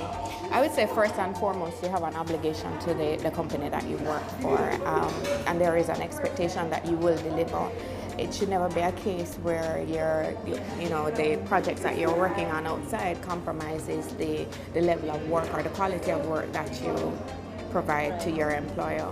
So first and foremost, be disciplined about your work, be honest about the things that you're doing as well, and ensure that there's no conflict of interest. It's also important for you to learn to balance, so ensuring that your objectives are being met, but then also spend the time to plan for the other activities that you need to get done. And it is possible, and I would encourage young professionals to challenge themselves to do more. There's a lot that can be done, and there's no limit to how many roles you can play, but it's just for you to find your niche and find what you're good at and do it well. What personal or professional goals do you set or have for yourself? Professional, from a global directory standpoint, I see global directories really being #1 in search in the Caribbean. I also see us rolling out a very effective and sustainable corporate social responsibility program regionally that will not only impact the environment within which you operate, it will impact communities and also impact government and the wider communities. So I see that as our ultimate goal. I think big things are ahead for that company. From a personal standpoint, in terms of FunFest, FunFest, we're doing our first event in Ocho. This is going to be our 10th staging, and our dream is really for it to become a Caribbean and international brand. So you're also a mentor. It's at UTech, I think. Tell us about that. Yeah, so I'm a mentor for students at UTech through their mentorship program.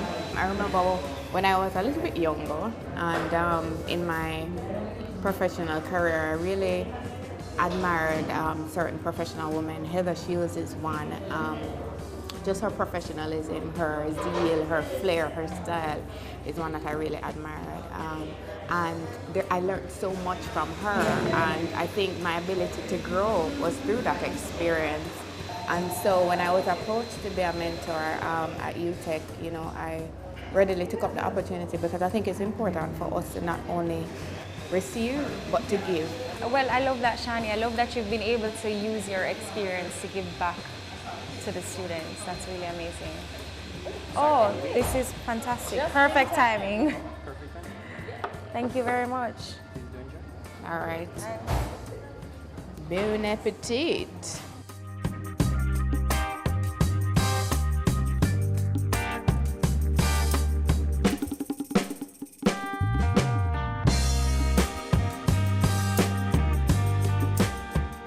Well, Shani, I could not have asked for a better day out with you. I enjoyed every single part of today, the face space, the massage, oh my gosh.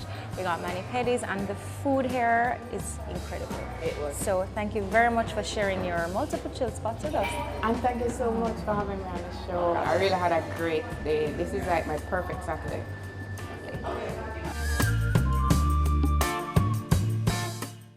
Business current affairs you can relate to. Frank, credible discussion. On Point with Kalila Reynolds and Dennis Chung. Dissecting the issues, offering solutions to Jamaica's challenges. On Point, Thursdays at 8 p.m. on Business Access TV.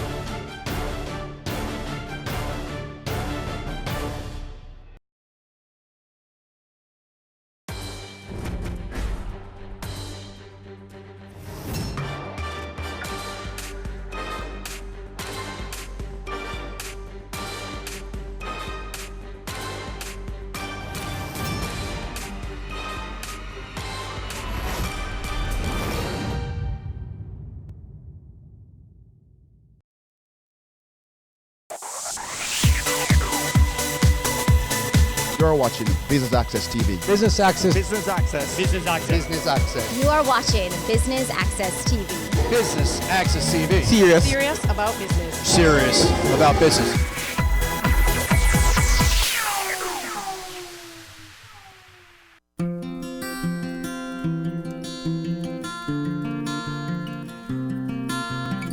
BATV is here to bring you the highlights from the 5th Annual Joan Duncan Memorial Lecture, where DK Duncan will be delivering the keynote address on political leadership, an enabler or disabler to Jamaica's economic growth. I'm Javon Keys and I'll be your host. Stay with us, much more after this.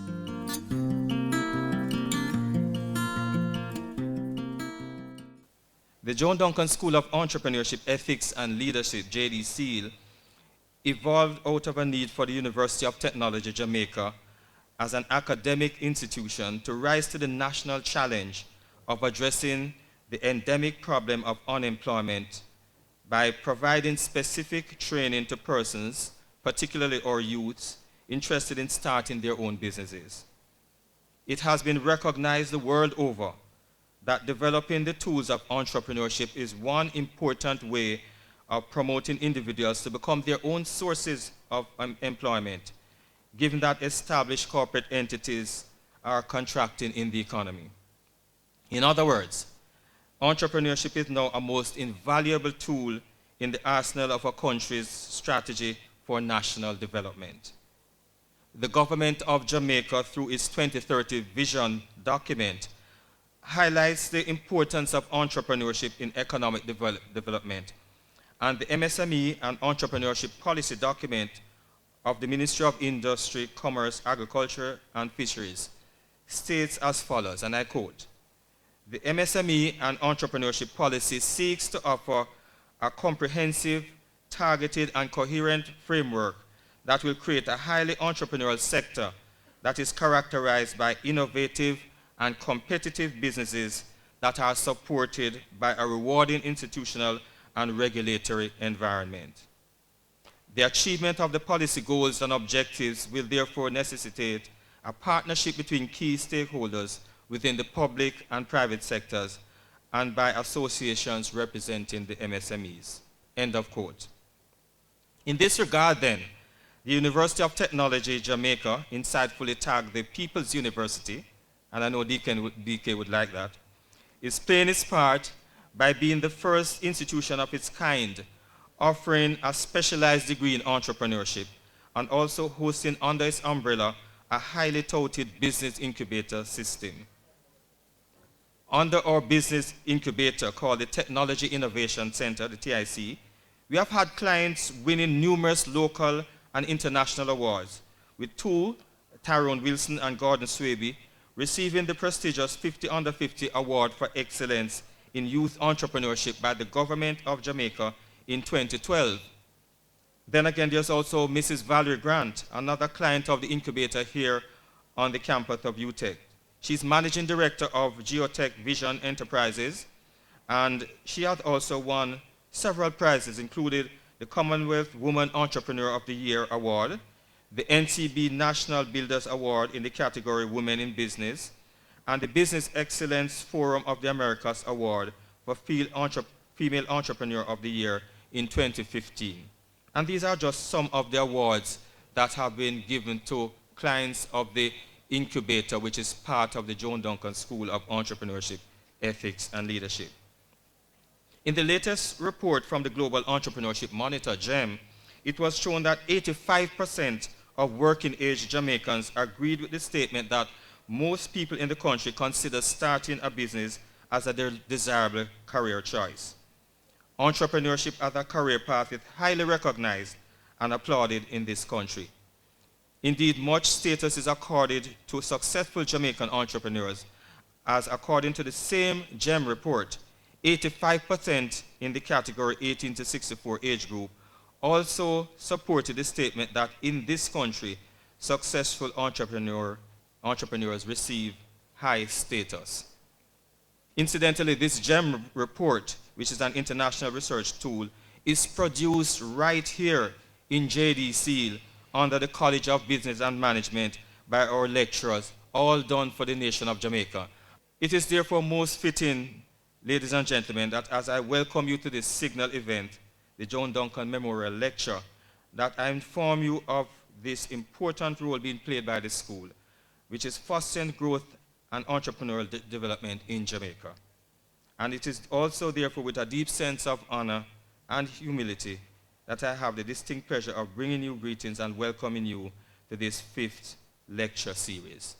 This is the 5th annual John Duncan Memorial Lecture, and it is in aid of recognizing the benefactor for the school, who is John Duncan, and it recognizes the contributions that persons have made in the field of entrepreneurship, as well as in the area of ethics and leadership, because that's the name of the school, Entrepreneurship, Ethics and Leadership. So each year we decide to concentrate on different aspects of that subject. One year we'll do entrepreneurship, another year we will do ethics, and another year leadership.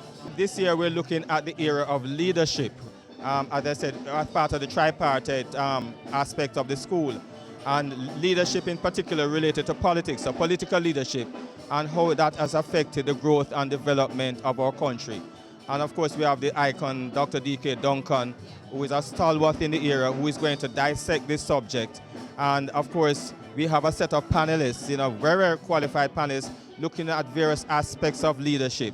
And that's going to be interesting. The John Duncan School of Entrepreneurship, Ethics and Leadership is the first of its kind in the English-speaking Caribbean, offering a BSc degree in entrepreneurship. And that's an achievement in itself. In addition, the school and indeed the university is the first of its kind too to have as part and parcel of its portfolio an incubator, a business incubator. So you'll find in the John Duncan School of Entrepreneurship the Technology Innovation Center, which is well known throughout Jamaica as one of the incubators, one of the first incubators in Jamaica. And so we have clients within the incubator who are there to network, to be mentored in terms of developing their businesses. And students interact with these live clients, these live entrepreneurs, and at the same time learn from them. And that in itself is a tremendous experience. So that is the basis in terms of the school. Each student, when they come to do the degree, unlike the other conventional students within the university, they have to come with a business idea. So the entire 4 years of development is surrounded a business idea that they may have, and then they look at the various aspects of developing that idea, including the business model, canvas, including looking at accounting for your business, finance, marketing, sales, and so on, all surrounding the business. So at the end of the period of when they're about to graduate, they should be ready to start a business. They've asked me to talk on a question that people ask me every day, do politicians really believe polls, and are polls authentic? And I have a very easy answer to both of them, which I will share in the gathering. But yeah, I've been in polling for over 30 years, and I've survived political polling because politicians believe in what they hear. They don't always use it the way they should, and some of them fall awry as a result. But generally, I believe that politicians do place a lot of reliance on polls and actually use it for all kinds of strategies.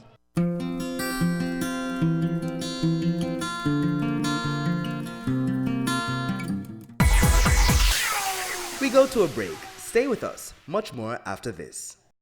They say it takes a village to raise a child, but the world will one day need the leadership of that child. The time you spend with your child matters. It stimulates their minds and shapes the way they act. Talk with your children. Help them to better understand the world around them and to value what is truly precious. Above all, the most valuable gift you can give them is love. Play, talk, teach, love. Take the time. It makes all the difference. A message from the Parenting Helpline and Ad Council Jamaica. Your business matters. Business Access TV offers you the most innovative and effective advertising solution for your business, specializing in B2B sales, cost-effective solutions, the customers you want, the repetition you need. No matter the size and nature of your company, your business matters. Call us at 876-618-2870 or email us at sales@batvja.com. Business Access TV, serious about business. Hello, my name is Blake Widmer. I'm the co-founder of Deaf Can Coffee. The exposure that we had to the just general community through Business Access TV itself is awesome. It was a big deal for them, having BATV come here, and we were with you guys for probably 4 hours that day. It was a long time. We really appreciate your guys' openness to recognize that, yeah, captions are important. If a deaf person's watching it, how are they going to understand what's being said? So looking back is just a big boost, encouragement for our team. If you're a business or an organization that wants to have yourselves featured on BATV, or you want to do advertising with BATV, what I would tell them is that you guys listen well and you ask good questions, and that will help, at the end of the day, deliver a really good product for your business too.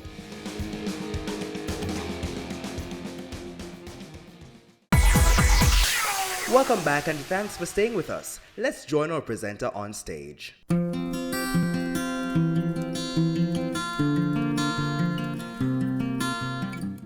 The manifesto of one party was a little more bread, a little more butter. And of the other was self-government and education. Anecdotally, it is said that the answer to the larger vision of self-government and education, the answer was that education can eat. Huh?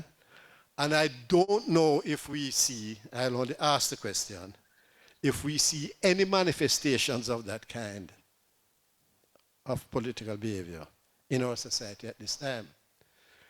It might have been a necessary thing to deal with the immediate needs of people. But in the end, without vision, the people perish. So a lot of things added up in the early years and the origins of political tribalism, and it developed through the years, the 40s, the 50s, into the 60s. It carried with it not only the distribution of housing in a partisan way, political violence, unions against unions, then later on political parties against political parties on election day in particular, then it spread. It spread. All of that came about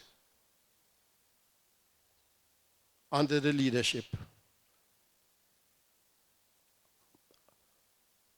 of political leadership at the time.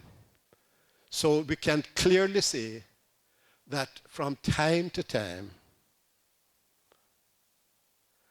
the political leadership in Jamaica has enabled actions which could lay the basis for retarding growth.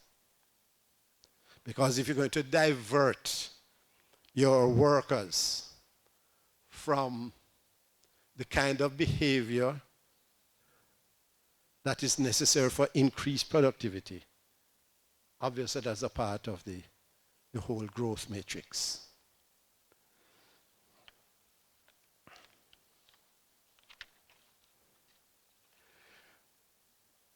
Recently, last week, Peter Bunting made his presentation in Parliament, and he asked the question, why is growth important? He didn't answer it himself, except by saying yes, but he quoted from an author who said, people at this point in time in world history, people are demanding their governments do more to impose their life, to improve their lives faster, something which policymakers are unable to deliver under conditions of anemic growth. Rising income inequality and a stagnant economy are threats to both the developed and the developed world, and leaders can no longer afford to ignore this gathering storm. But we have had this kind of situation in Jamaica for some 40 years or more, anemic growth. What is, I think, encouraging at this point is that there seems to be a convergence between the two political parties on some fundamentals in relation to macroeconomic stability, which I understand is necessary, if not necessarily sufficient, for growth to occur at some time. This has not been so for many, many years. It began in earnest just a few years ago with Peter Phillips and what they call the Economic Reform Program, which the people of Jamaica saw as the austerity program and voted them out, and has been continued by the present administration with the mantra of hoping for prosperity. Now, Dr. Nigel Clark, in a speech at the Jamaica Pegasus last Thursday, indicated the areas of macroeconomic indicators, etc., that are not only being followed now, but were initiated in a very substantive and substantial way in the last few years. But at the end of it, he says, economic growth, however, has lagged. In the discourse and the dialogue that has taken place in the last budget debate and in the recent week or two, there has been, what has been missing from it is the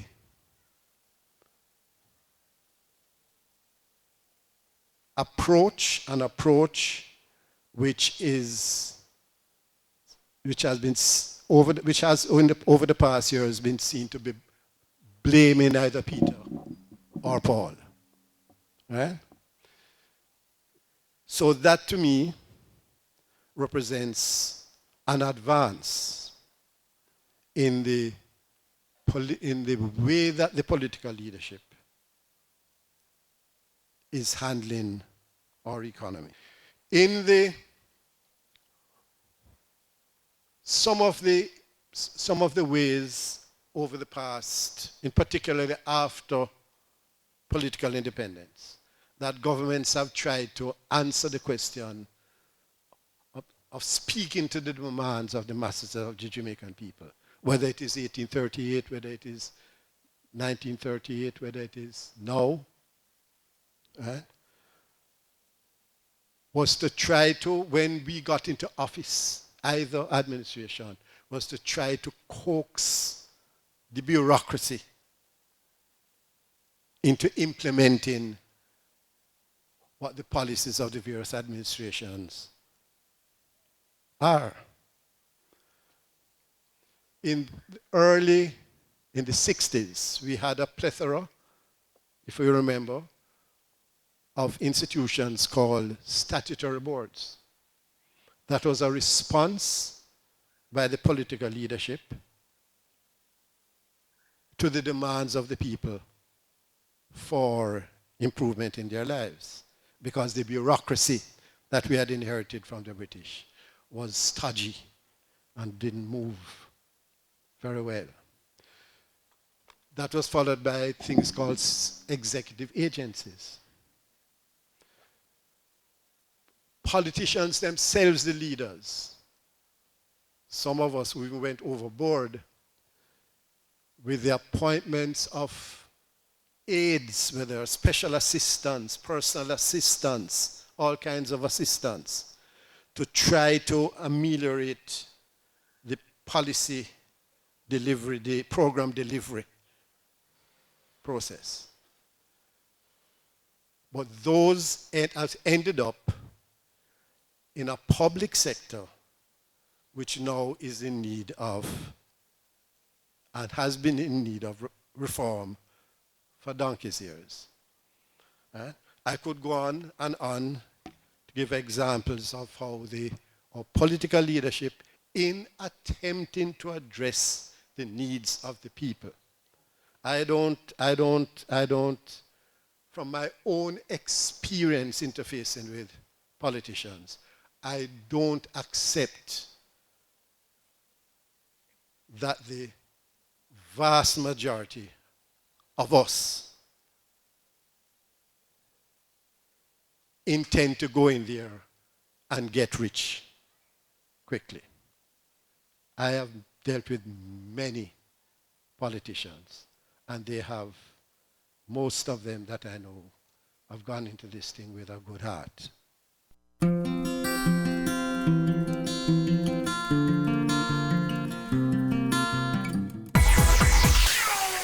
We take our final break, but don't go anywhere. We have more highlights for you after this. Go for God Family Church. Today's message is for those of you who thought that Jesus was finished. Inspiring messages. I'm here to tell you today that you are excellent. God is excellent. Empowerment from biblical motivation. To be glorified means to endow with authority. A woman is a powerful, creative being. Join Pastor Christopher Morgan and the Go for God team as we go for God. The business community has suffered tremendously due to extortion. Some have not just lost their businesses, their jobs, but lost their lives. This is extremely impactful to the growth of our country and to the progress of our people. We are our brother's keeper. Let's put a stop to this. No more use of force. No more use of fear. No more extortion. No more.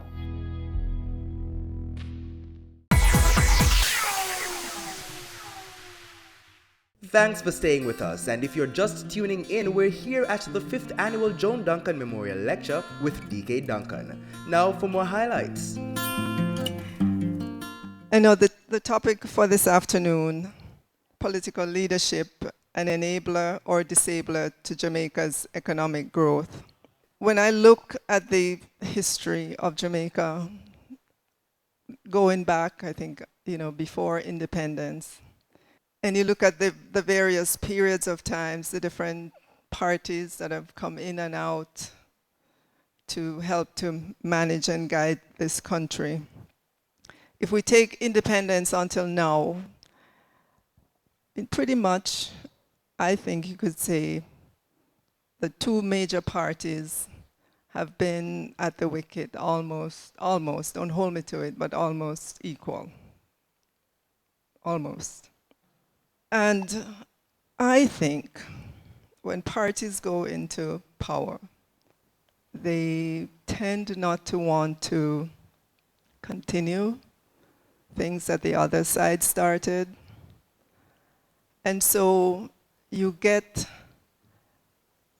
a lot of energy being spent reversing things, trying to put something new in place. And it's time, energy, it's money that's lost, that's just gone. Whether it could be something simple as repainting a school because they didn't like the color that it was painted, and I've seen examples of this in my growing up days. It's only recently, I think, that we have come to appreciate the power of, I should say, good policy continuity. And we've just seen that demonstrated most recently with the most recent IMF agreement, the most recent program. We didn't spend time saying we're going to try to renegotiate the program. I believe that the most essential resource for development in any nation, any country, is a God-fearing, well-rounded citizenry whose basic physical needs are adequately met, their communities governed daily by sustainable values, and a well-educated populace, while the national affairs are managed by God-fearing leaders of impeccable integrity and moral rectitude, totally committed to human flourishing and the common good.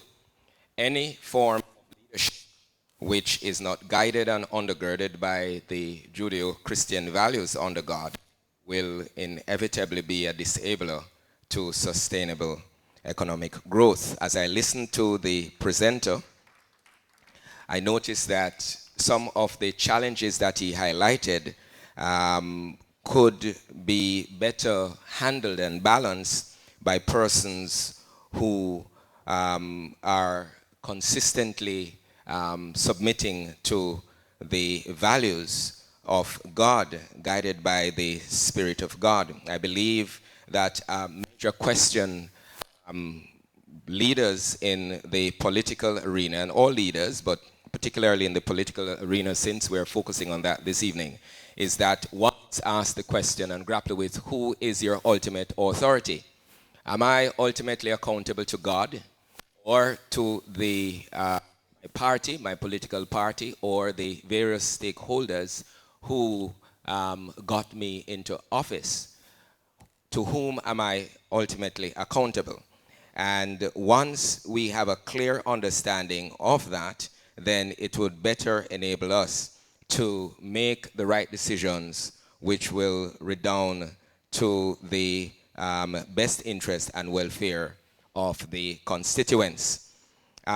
Political leadership has both enabled and disabled economic growth at different points in our history, as some of them were highlighted.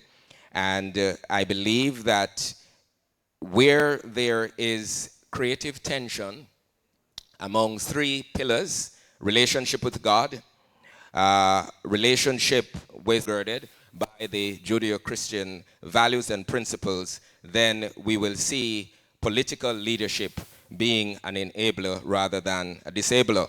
My personal big takeaway from this discussion today is around the values, that we must have politics that are based on values. And that leads us to, once you create that value set that you live inside of, that last statement by Dr. Duncan, then gives you what is your own social consciousness that you live in, which then gives you that ideology.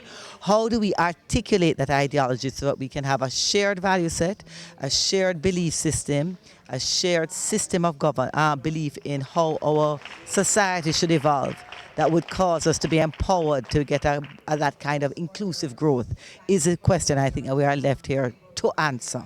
Because we have not, over the years, we have kind of lost that, and we've become very transactional in the politics, really actually broken down to the point where we, as we say in Jamaica, we buy votes. That has to stop, so that instead of buying votes, people vote because they have true hope, not hope in jingling, not hope in growth as a thing in and of itself, but growth with a basis of creating the kind of society that we want, creating the value set that we want. That brings us to the end of our coverage of the 5th Annual Joan Duncan Memorial Lecture. Until next time, I'm Javon Keys. Stay tuned to Business Access TV. Serious about business.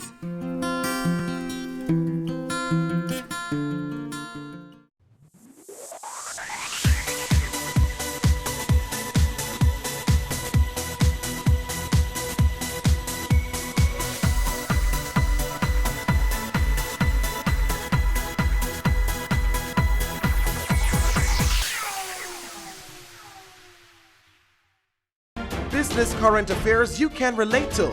Frank, credible discussion.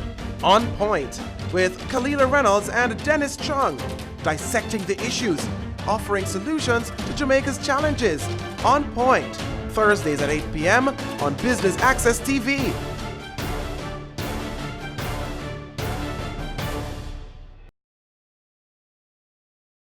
It's season 12, and Wealth Magazine Business Access is here to keep you business savvy. With an impressive mix of some of Jamaica's most inspiring business moguls, we continue to keep Jamaica informed, empowered, and ready to dominate. Tune in Sundays at 5 p.m. only on BATV. You're watching Business Access. Business Access. Business Access. Business Access TV. Serious about business.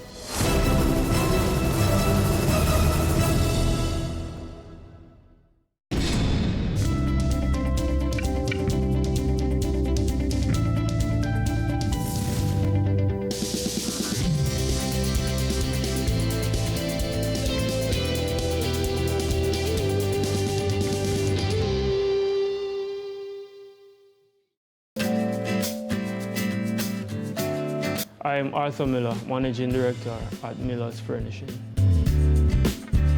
Miller's Furnishing was started by my dad about 35 years ago. Right, so we grew up in an environment where we saw him create a lot of creative furniture designs, both contemporary and traditional designs. So growing up in that environment, we wanted to find solutions as to how we could enhance the business. Right, so when I entered Edna Manley, we had what you call a final year exhibition that we had to prepare for.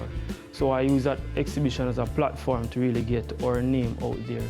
And as a graphic design student at the time, I used my designing capabilities to really create that visual communication to depict to society what we offered and other ideas that they have that we could really transform into their living room space or their kitchen.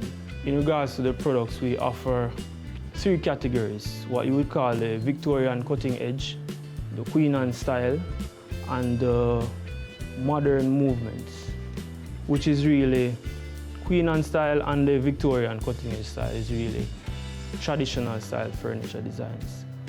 The modern movement now is stepping somewhat into the future where there's a minimalistic style in how we approach furniture design based on what the client wants, because there are a lot of persons now asking for modern types of furniture and not the traditional type, so we're catering to that market as well.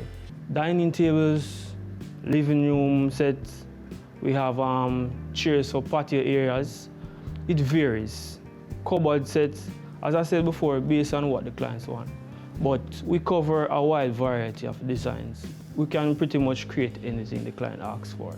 We really cater to working class persons that are able to afford the products that we offer.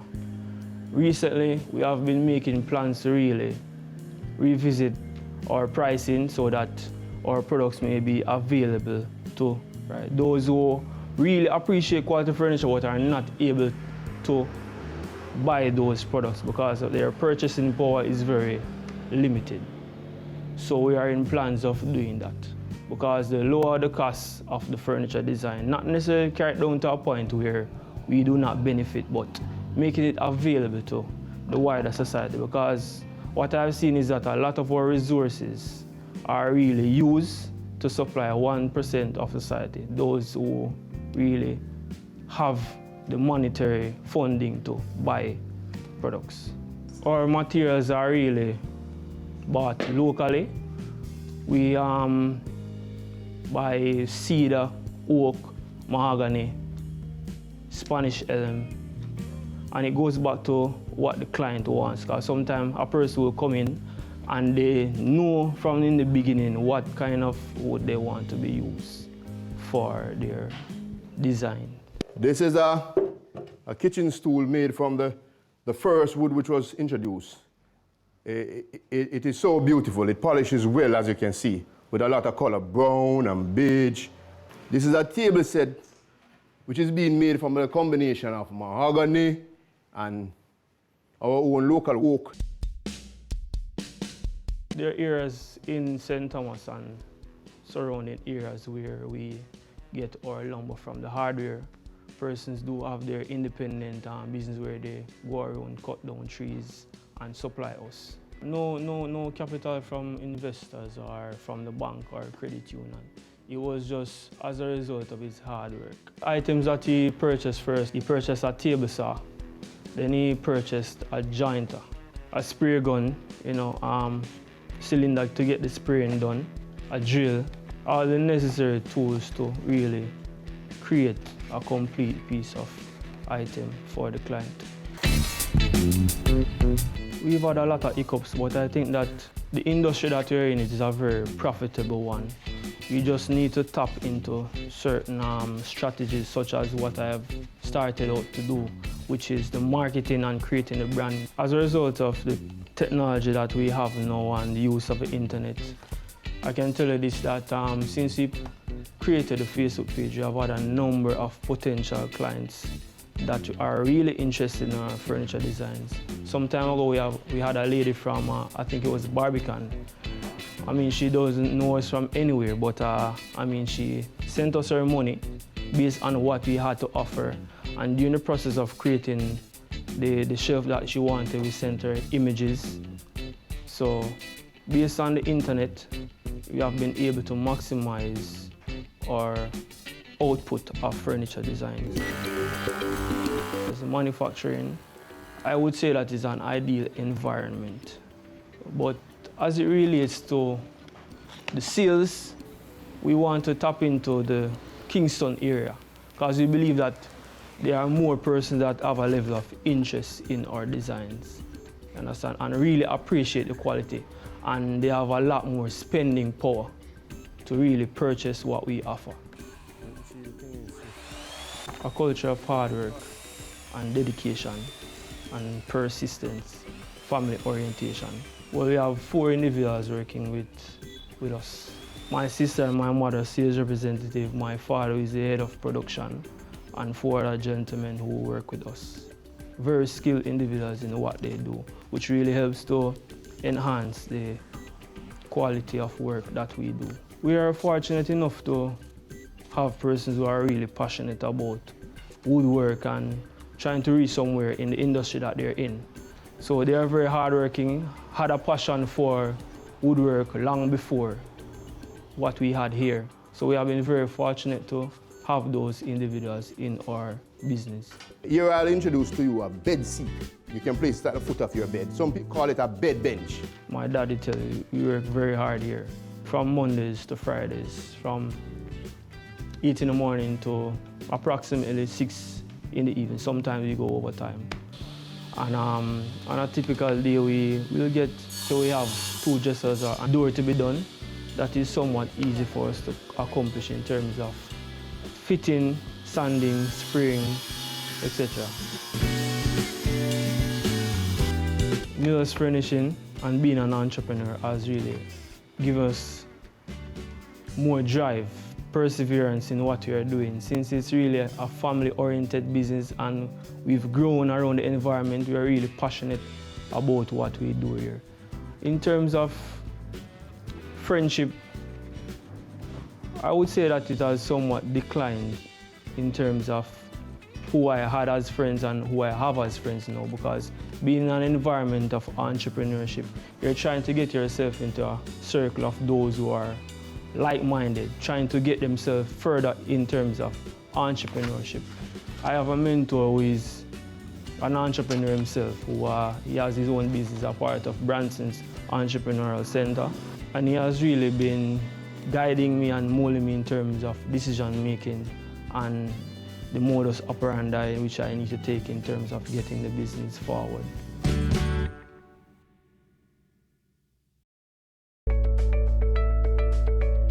How are you going with all of that? You're moving?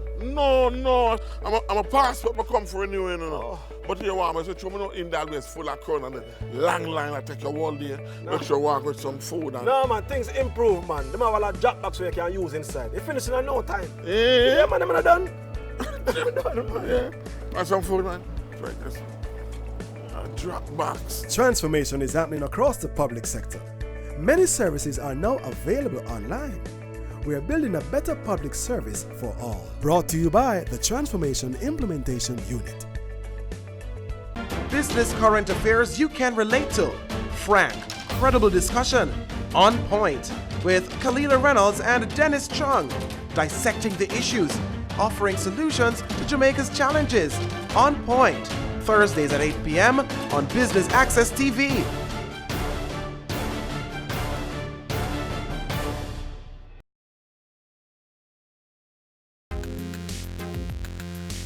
As an artist, I sometimes sit down and sketch out new ideas.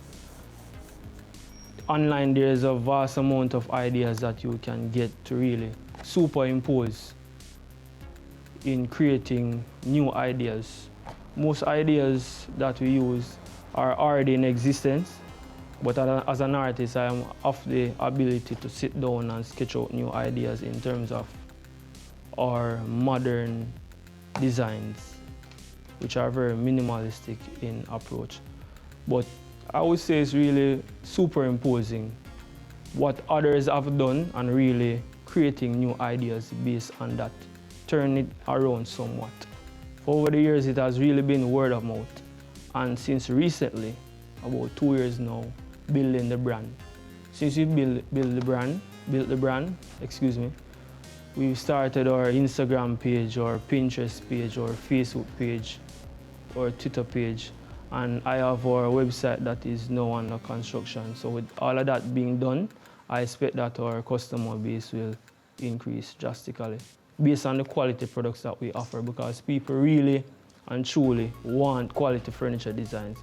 They would call me like on a daily basis, complaining about the fact that they can't really get quality furniture design, and they realize that they found a company that really upholds the whole idea of really giving customers what they want for the long term.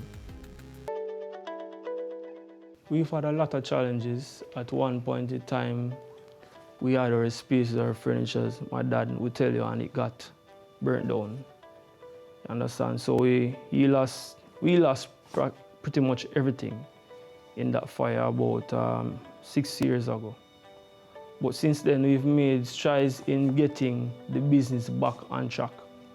You understand? Big strides we've made where that is concerned. Finding a proper space is one of our biggest challenges, because as you can see here, it's pretty small in terms of the demand that you're getting. Based on the quality and the quantity of work that people want, we've had to turn down a lot of those potential work, sadly. But I mean, I've been in talks with persons that are really able to help us where that is concerned in finding a proper space. Most of the owners of these spaces, they're asking for a price that is really out of our reach, whether it's for rent or for lease. You understand? And I think that that really stifles the ecosystem of startups in Jamaica, because a lot of us SMEs have a lot of potential in really boosting the economy, but we're not able to find a proper space. But nonetheless, we are here and we are doing as much as we can to get the business out there. Here we have the circular table saw, which is a... Go ahead and cut. I think that in life you will have a lot of failures, but you should not let that stop you from moving forward, because it's really how you take that failure. You understand? Go back to the drawing board. Instead of blaming others and finding excuses, you would question yourself of where did I go wrong? What other avenue can I take to really accomplish that goal? So it's really how you take that failure. You understand? Do you learn from it, or do you stop at where you're at and give up? At Miller's Furnishing, we do not give up. As I said before, one of our biggest challenges is finding a space. But we're not giving up. At some point in time, we will find a space.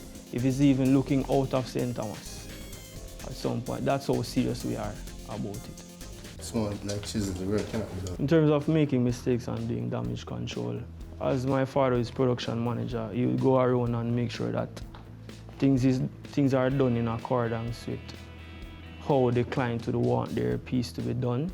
He's always in contact with them. They can come in at times. So I would say that we have a minimal amount of mistakes that happen, because the clients really come in. We are in constant communication with them. You understand? And as I said before, we have a team that is very capable of doing what we do here. I wouldn't say that we've made any solid strides in securing the longevity of Miller's Furnishing. It's really a process, and in carrying out that process, we are learning and taking out the process in strides. So after we've accomplished one goal, we move on to accomplishing another goal. You understand? So we're not really trying to rush what we are doing, but making sure that we approach things step by step. In terms of marketing the business, I have had friends from JBDC, Jampro. Every time an event comes up, I would be a part of that event. And it has been They've all been a good platform in terms of meeting potential clients, from hoteliers to the regular person who just wants to improve their home environment. But I think that government has been doing a lot for SMEs. It's really how you grasp that opportunity, because I can remember that after my final year exhibition, it was the last day, and they were closing down, and I met Ms. Danielle Wilkins, who is from Ministry of Tourism, and I introduced myself to her as Managing Director of Miller's Furnishing and what I wanted to do in terms of getting our business out there. And she gave me the opportunity, with the help of Miss Caroline McDonald, to be a part of the first staging of Christmas July, which was last year. From that, we had a lot of leads, which were converted into about 10 customers. So that in itself was a good platform for getting ourselves out there. But in terms of marketing, it's really getting ourselves into every event that the government comes up with to really get our name out there and our brand out there. I'm willing to go as far as possible being a young entrepreneur. I've realized that you have to take risks in life. You understand? You will never know unless you try. And since we've tried, we've made a lot of strides. If we did not try on this business venture, we would not know how far we would have got the business, how far we would have been. Look at us now. We are much better than 5 years ago or 10 years ago, based on the risk that we've taken now. Understand? A lot of persons have been hearing about us, and all of that is because we took a risk. I think you have to be bold, be fearless in what you're doing. First, you have to be dissatisfied with life and how it's going, and then you have to have the vision. With the vision comes the first step.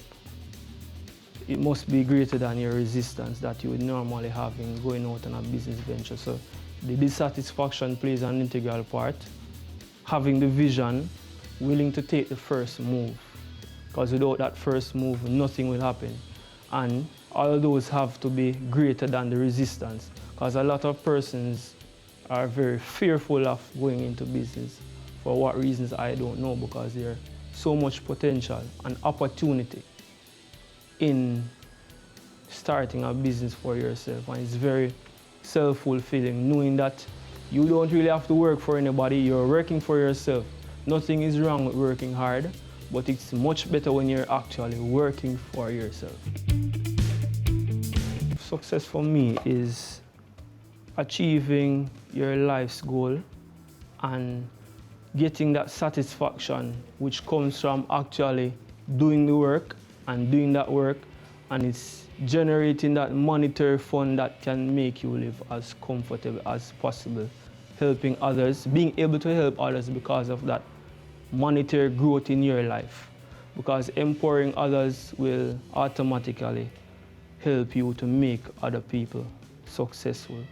So the key is really to empower others based on that success, which comes through the monetary gain coming from your long-driven passion. Because without that passion, you will not really go far. You have to find that passion. My greatest fear is fear in itself, right? So I don't really pay attention to that. If I have something to be done in regards to our business and what our family has built over the years, I move at it. I am very decisive in taking steps to ensure the growth of our business. We are not driven by fear. Any steps in regards to our business, we are very decisive in taking that step, making that move. Because as I said before, it's the most important thing to do. Being bold, cutting fear out of your life and taking that step.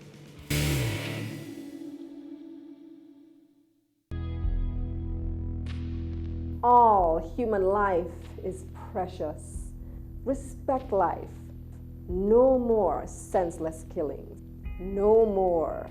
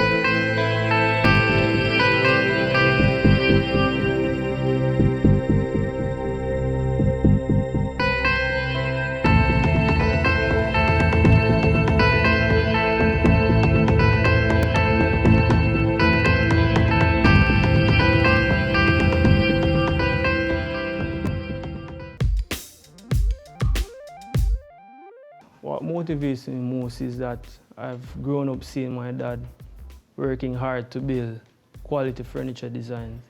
And because of that, that is the main thing that has really motivated and given me that drive to help in whatever way I can to make our business as successful as possible. Another thing that motivates me is my mentor, because first you have to get the recipe from your mentor and don't let your ego get between yourself and that recipe. You understand? Because he has done it before and you're now gaining the knowledge, so it's very important for you to listen and move forward in terms of what he's advising you on doing. Woodwork has experienced a fall off in craftsmanship. We can find only just a few people today who are willing to do good woodwork. My greatest inspiration has been my father, because one of the most important things in terms of what he has taught me is work ethic. You understand? Working very hard for what you want. So my father has been my greatest inspiration, working hard for what you want. He's a definition of working hard. My favorite aspect of being an entrepreneur is the opportunities that come with it, meeting new individuals, you know, gaining new experiences, actually carrying out a step. Sometimes you might fail, but the lesson that you would learn from that failure really helps you. And if you weren't an entrepreneur, if you're just an average individual, you would not have made that drastic failure and learned a life lesson from that situation.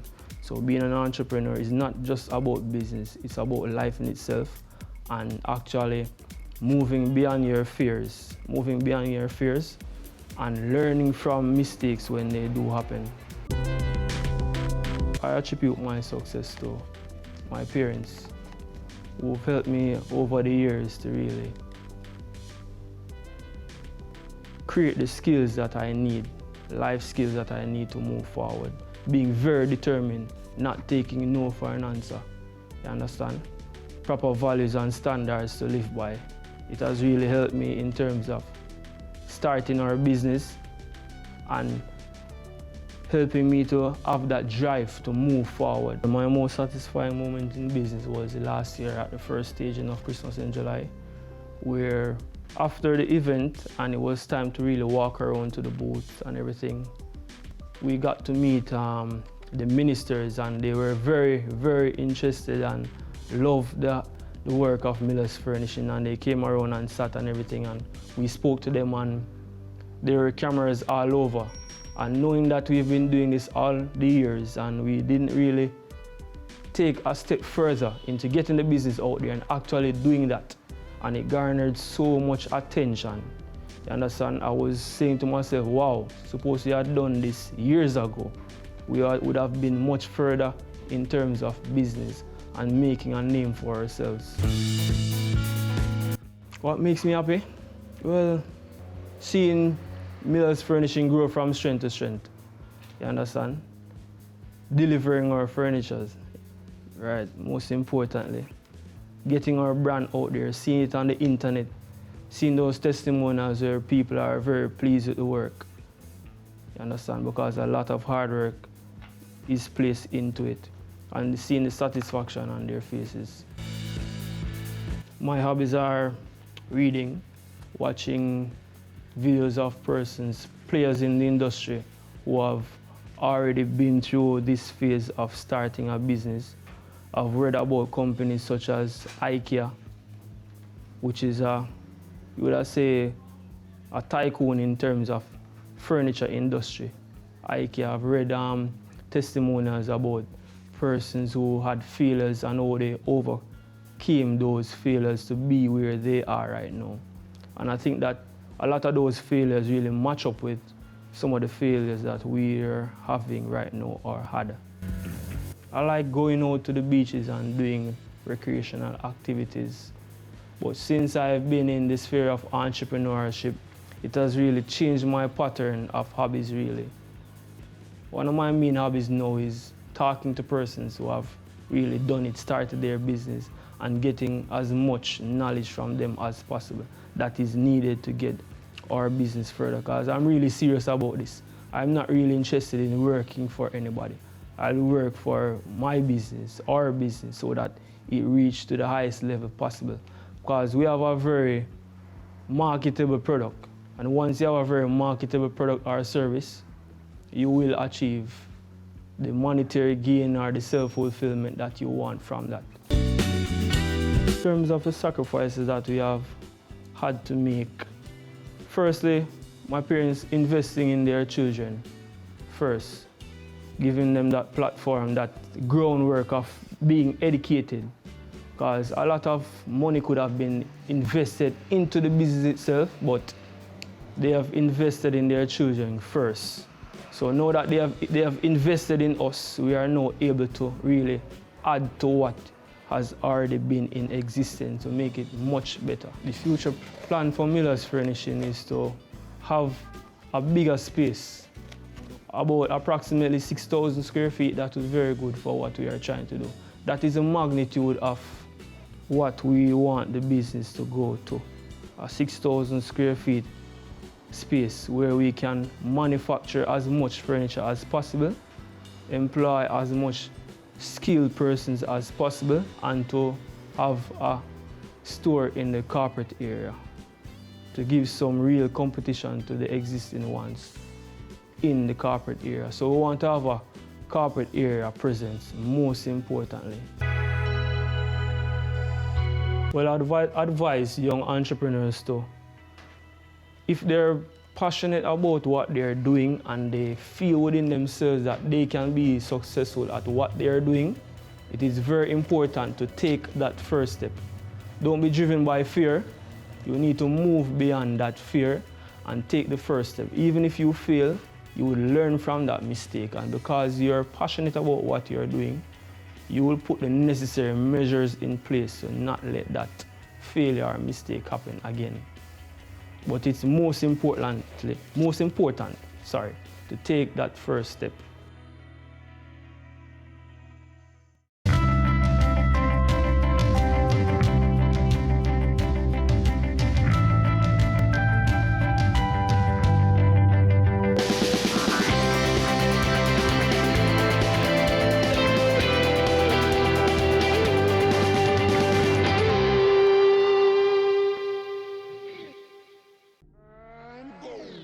Career Moves has always explored interesting careers, highlighting all you may not have known about them. This season is no different. Coming back to Jamaica, everyone's like, Fizzy what? Fizzy who? When you find a bright boy or girl in the class and people say, what are you going to be? The parents will say, you have to go be a doctor, you have to go be a lawyer.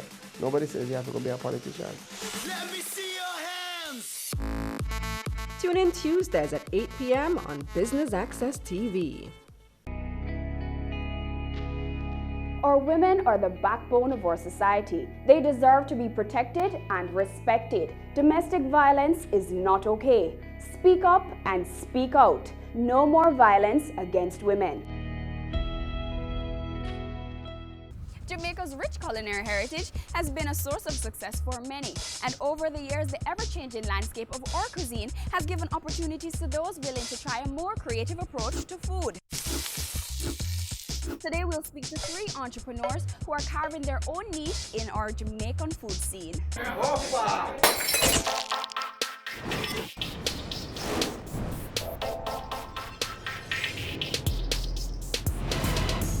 The chaos of creativity meets the stricture of structure on Business Access TV's Cameo.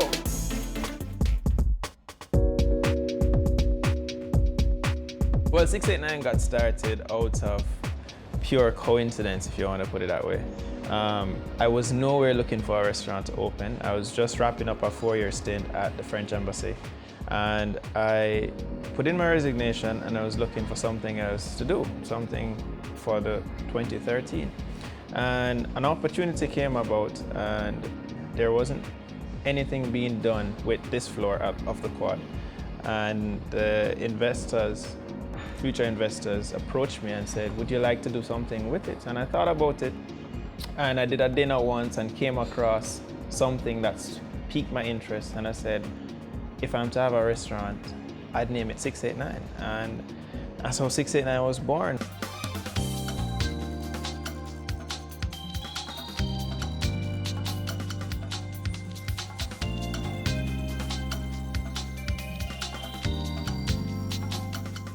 We wanted a kind of casual, elegant feel to the cuisine that we were going to bring.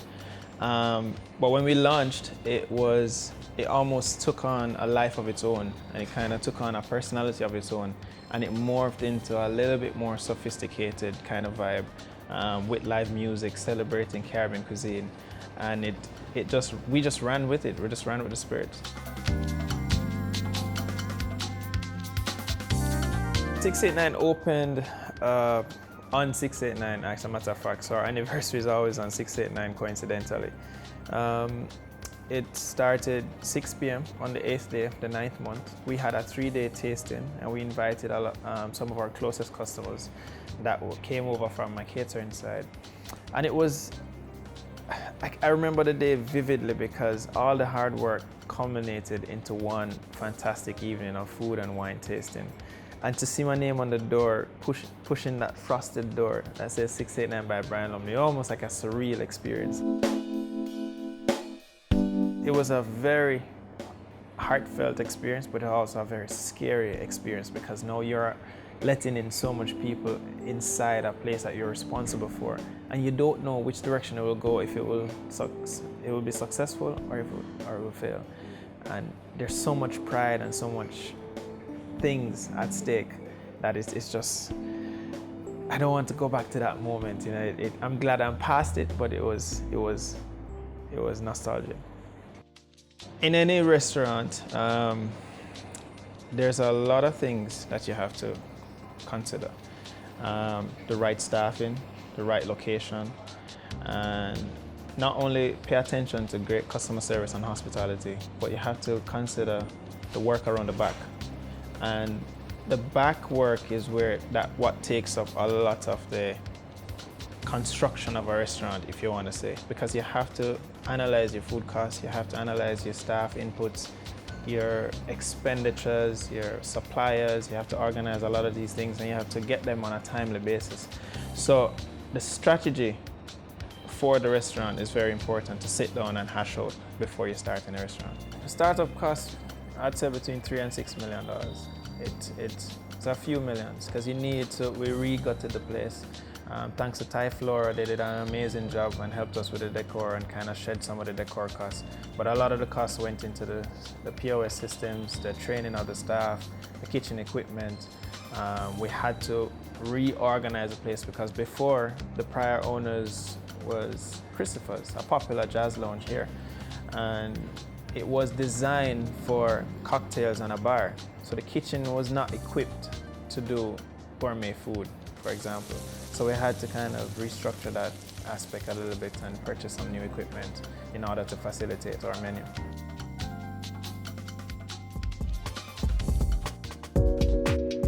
You have to be able to see what menu items are not performing, what are your major profits from these menu items. Because some items on your menu will yield higher profits than others. We have a POS system, a software that reads out, that collects all the data of food sales for the day, and we tally them for a week. And over a month or a couple of months, we assess. Like say, maybe I'll try and change the menu every 6 months or so. So over that 6-month period, I'll assess what are the slow-moving items and try to replace those items with new and fresher approach.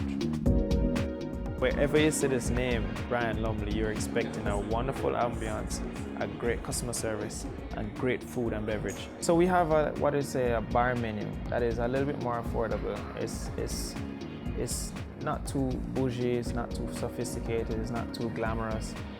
So you can have that. Then the other set of the menu is where we work hard and we put a lot of creative input into that.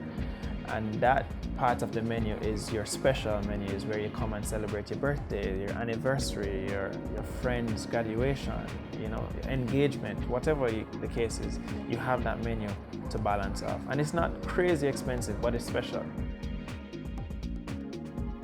Cheesecake is baked with jackfruit inside, and then we did a little glaze with jackfruit itself. Each chef in this industry will have their own personality, will have their own training background and so on. So you start at that base first, and then you assess your customers and your marketplace. Once you get a feel of the Jamaican psyche or the international market, for example, 689 is located in New Kingston among 4 major hotels. You're not only catering for the local market, you're catering for international business travelers as well. So you have to find a midpoint between what they will appreciate, what your local market will appreciate, and also what is your expertise in those menu items. And that's how we create some crazy things, because we look at what the people want, what we can do, and we bounce out ideas amongst each other. And you create a wonderful world of ackee and saltfish spring rolls, grilled octopus, oxtail lasagna, pepper jelly shrimp alfredo, and jackfruit cheesecake, for example. And all these different things pop because the use of local ingredients are married with international techniques.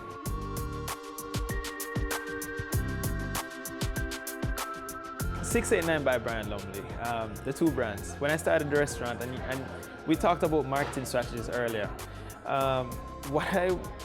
the reason why I attached that is because as the brand Brian Lumley was developed before 689, many people at the time knew Brian Lumley before they knew 689. 689 is becoming a stronger brand now and can lay on its own.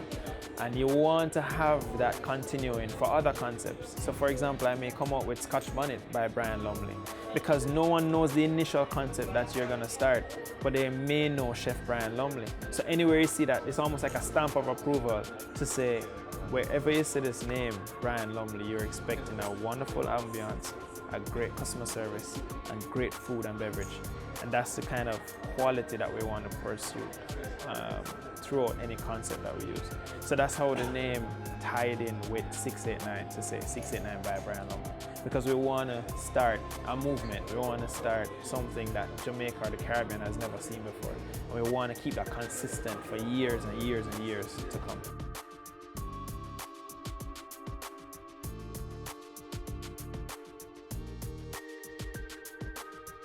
They say it takes a village to raise a child, but the world will one day need the leadership of that child. Truly precious. Above all, the most valuable gift you can give them is love. Play, talk, teach, love. Take the time. It makes all the difference. A message from the Parenting Helpline and Ad Council Jamaica. Go for God Family Church. Today's message is for those of you who thought that Jesus was finished. Inspiring messages. I'm here to tell you today that you are excellent. God is excellent. Empowerment from biblical motivation. To be glorified means to endow with authority. A woman is a powerful, creative being. Join Pastor Christopher Morgan and the Go for God team as we go for God.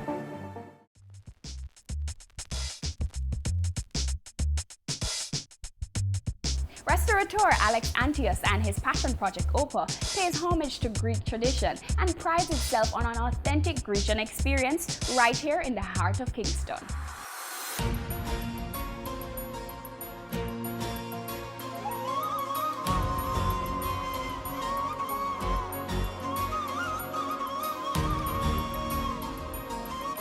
I've always felt there was a need for different type of restaurants in Jamaica, an ethnic restaurant. And even though there are no Greeks here, there are just 11 of us, I felt that Jamaicans were ready for a new flavor, and it has worked well. You know, Kingston has embraced us, and we've done very well for the past year and a half.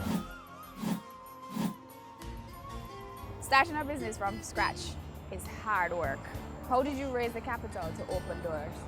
The capital came from my personal accounts. So it was all your money? It was there, yes. Jamaicans aren't familiar with Greek cuisine. How did you go about introducing the food?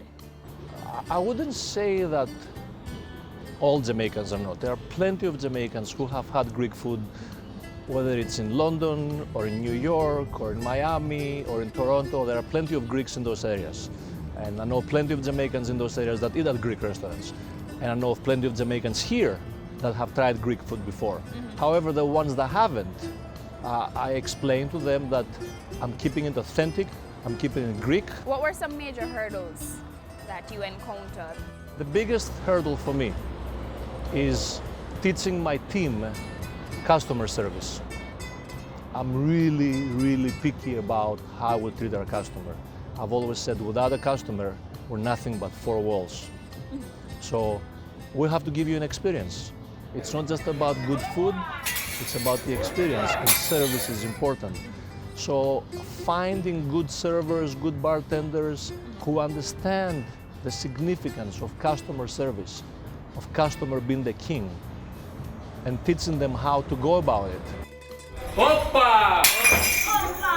How do you rate the Jamaican process to start a business? How difficult or how easy is it? As you're trying to get things done, I also don't feel that there are enough incentives from the government to help people, especially young people who want to enter business. On the other hand, things are comfortable here. For example, if I was to open a restaurant in New York, and like I said, I used to have one in Los Angeles years ago, trying to get your liquor license can take months or years sometimes, and it takes a lot of money. Well, that is not the case here. You can move much faster. But I wish that the government would really give some incentives, not only to young Jamaicans who want to open businesses, but also to foreigners like myself, so there can be incentives to come and invest money here. How many customers are you feeding on a daily basis? Well, it depends. Is it a weeknight or is it a weekend? Any day, on average. No less than 30 or 40, and most, especially weekends, over 150. How would you assess what is doing well on your menu and what isn't, and how do you revamp if it's not doing so well? The best indicator is if things are left over, and they're not moving. But I look at sales, obviously. Our system tells me what we sold the night before, the week before, the month before. I see what's moving, what's not moving. If something isn't moving, I would replace it. However, I haven't had to do much of that. People have embraced our menu. Since we opened, that's almost a year and a half now, I have removed just 2 dishes that were not doing well. I keep on adding things though, and our menu is getting bigger and bigger. You have to import a lot of your products, your ingredients. Yes, I do. How do you manage those costs? Well, first of all, it's a headache importing in Jamaica, and it's expensive. I wish the government would help people. For example, I bring Greek wines and Greek beers here because they are not available. And I think it's important that if I'm introducing Greek food to Jamaicans, they should also enjoy Greek wines and Greek beer. I refuse to have a Greek restaurant without that. And it costs a lot of money to bring those wines and those beers in. And unfortunately, that expense gets passed to the consumer. Transportation, shipping from the States here, and import duties are more expensive than the product itself. You've diversified your offerings here at Opa with a new lounge. Tell me about that. Since I opened Opa, from day one, I wanted to utilize the space that you and I are sitting right now, for a lounge.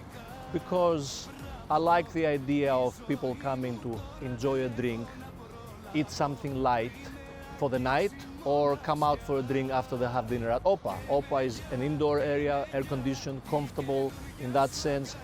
Santorini, the new place, is outdoors. There is a deck, there is an outdoor bar. And I really want to give the feeling of a Greek island, and that's why I named it Santorini, which is one of the more famous Greek islands. I really want to feel that part of me being in Kingston is offering Jamaica a little piece of Greece. I offer something that nobody else has, and I do it well, and the numbers have been speaking for the last year and a half, and that's why we're so successful. Santorini, on the other hand, to most people, is another lounge, another bar. So through good drinks and reasonable prices, I have to attract the crowd. So here the product is not unique as Opa. Liquor is liquor. You can get a Heineken, you can get a gin and tonic, you can get an Appleton, a Coke at any bar in Jamaica. So why would you want to come to Santorini? Because of the experience I give you. How much of an investment was it, and did it impact your bottom line so far? Well, people think that I've spent huge amounts of money to do this. And the truth is that I haven't. I don't have it. I'm not a millionaire. To open Opa, it took about 110,000 US. When I say that, people don't believe me. But we did a lot of the work ourselves. We were very concerned of where every dollar went. And then a year later, it took another about 40,000 US to do Santorini, because what you see here was built from scratch. There was nothing here, it was just 2 mango trees. What advice would you give to young people coming into the food industry? They want to open a restaurant, maybe not a Greek restaurant, but a restaurant. Advice, learn the business before you open the business. Learn how to be a server, learn how to be a host, learn how to be a bartender, learn how to cook, learn how to clean the toilets. You have to be able to do everything in your business, because that's when you're going to succeed. Don't just rely on others to do it for you.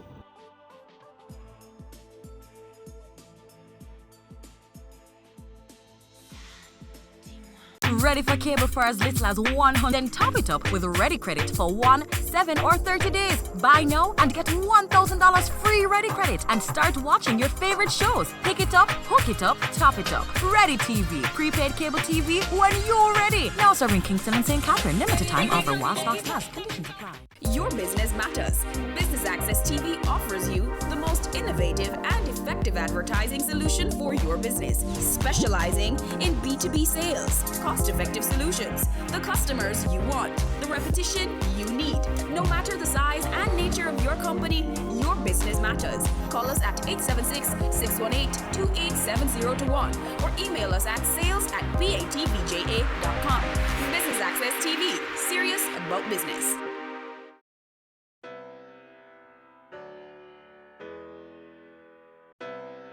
Co-owner and conceptualizer of Tea Tree Creperie, Carrie Quiz Sigurdsson, speaks to us about how she didn't want to become another nameless and faceless spot in cafe crowd and making the unfamiliar familiar.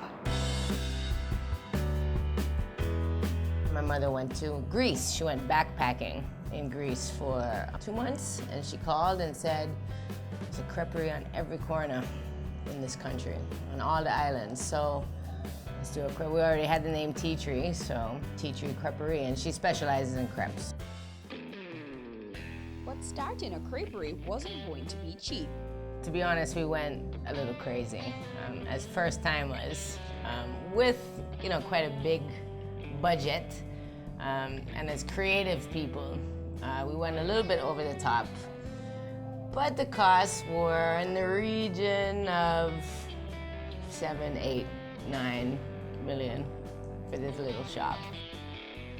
We all had, quite a bit put away for a rainy day. I mean, we're not spring chickens, so we had quite a bit put away. We also took out a hefty loan from the bank, and that was a task in itself, convincing the bank manager that crepes were gonna be a hit. And man is like, so you sell shoes and food? Like, I don't understand. Crepe?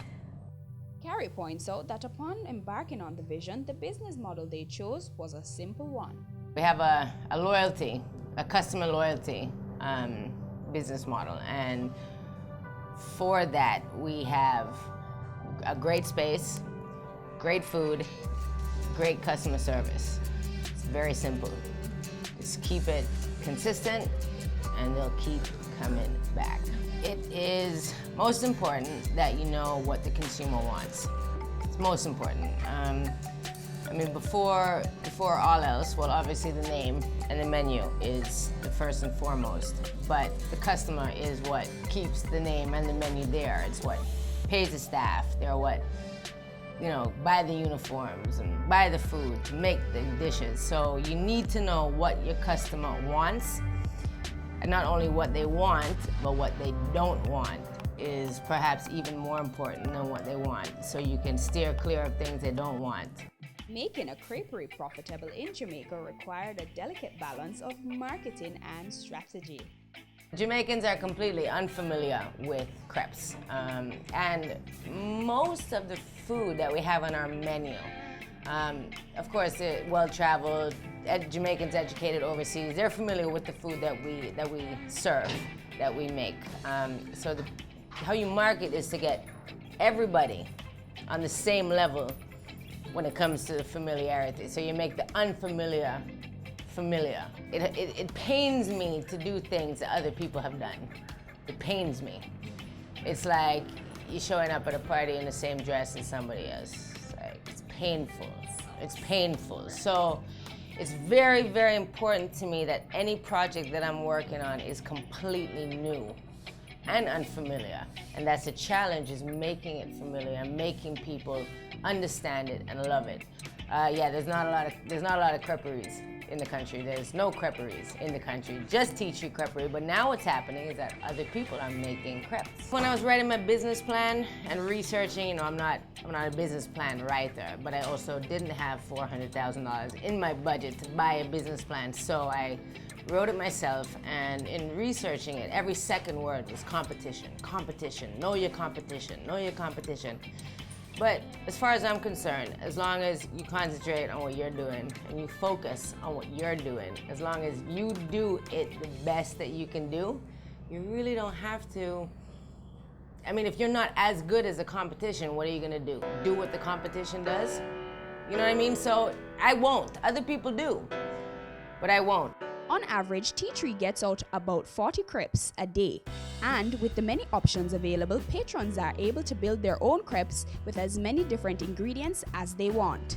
Well, we know people love beef, love the beef that we make. The smoked marlin crepe, word just gets around town that it's great and people love it. We can never take that off the menu. It's our signature dish. You know, people might not talk about the banana cream pie so much, but if I see that it's not being ordered, I push it more, because everything that's on the menu is equally as good as the other. So as long as we market a dish to somebody, they will eat it. It's important. It's all marketing. Everything is marketing. It's a delicate balancing act to ensure that while ingredient costs are taken into consideration, menu items are still affordable. One shrimp costs us $120. One shrimp. But we can't use 3 shrimp in a crepe because the people them is like, what is? Where the shrimp there? So we have to use 6 jumbo shrimp. Do the math. Then there's the labor cost. I can't speak for anybody else, but it's very important to me that my staff, my chefs, all of them are compensated as best as possible. So I encourage customers to tip. No tip goes in my pocket. It has nothing to do with me. I write it on the receipt. Please tip. We don't have a service charge, but overtime, I mean, down to the minute, I make sure that these guys are getting their overtime. Sundays are overtime. I go by the book. I follow the rules. It's taken us 3 years to figure that out. You know, when we first opened, we'd poach a whole side of salmon, and then half of it would end up, you know, going bad, which is painful. given the price for the salmon. So we've just learned how to prepare what we need, when we need it. Instead of doing a whole batch of mushrooms, we just do a few servings at a time, and we've learned how to prep quickly. Yes, it's the key. So we're pretty good at keeping waste down. Carrie says in spite of the many challenges and the failure of the Mabay outlet, Tea Tree Creperie is doing well. My suggestion is to think outside the box. If you're looking to get into the restaurant industry with something unusual and unfamiliar, just look around, see what you can do. There's lots of ideas, and as long as you market correctly, again, know what your market wants, know what they want, know what they need that they don't have, everything will be good.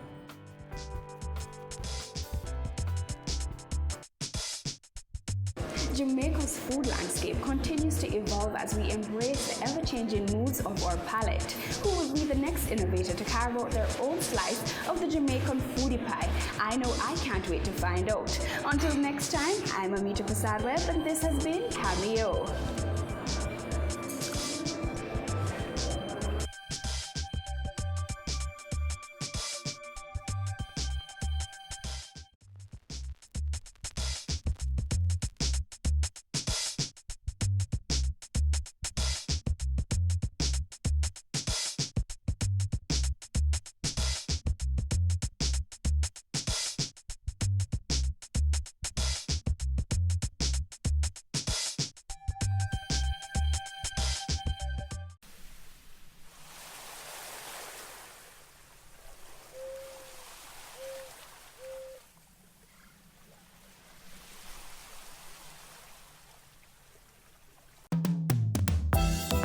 The Caribbean is a rich biodiversity hotspot. It has over 11,000 plant species, and about 72 of these are found only in this region.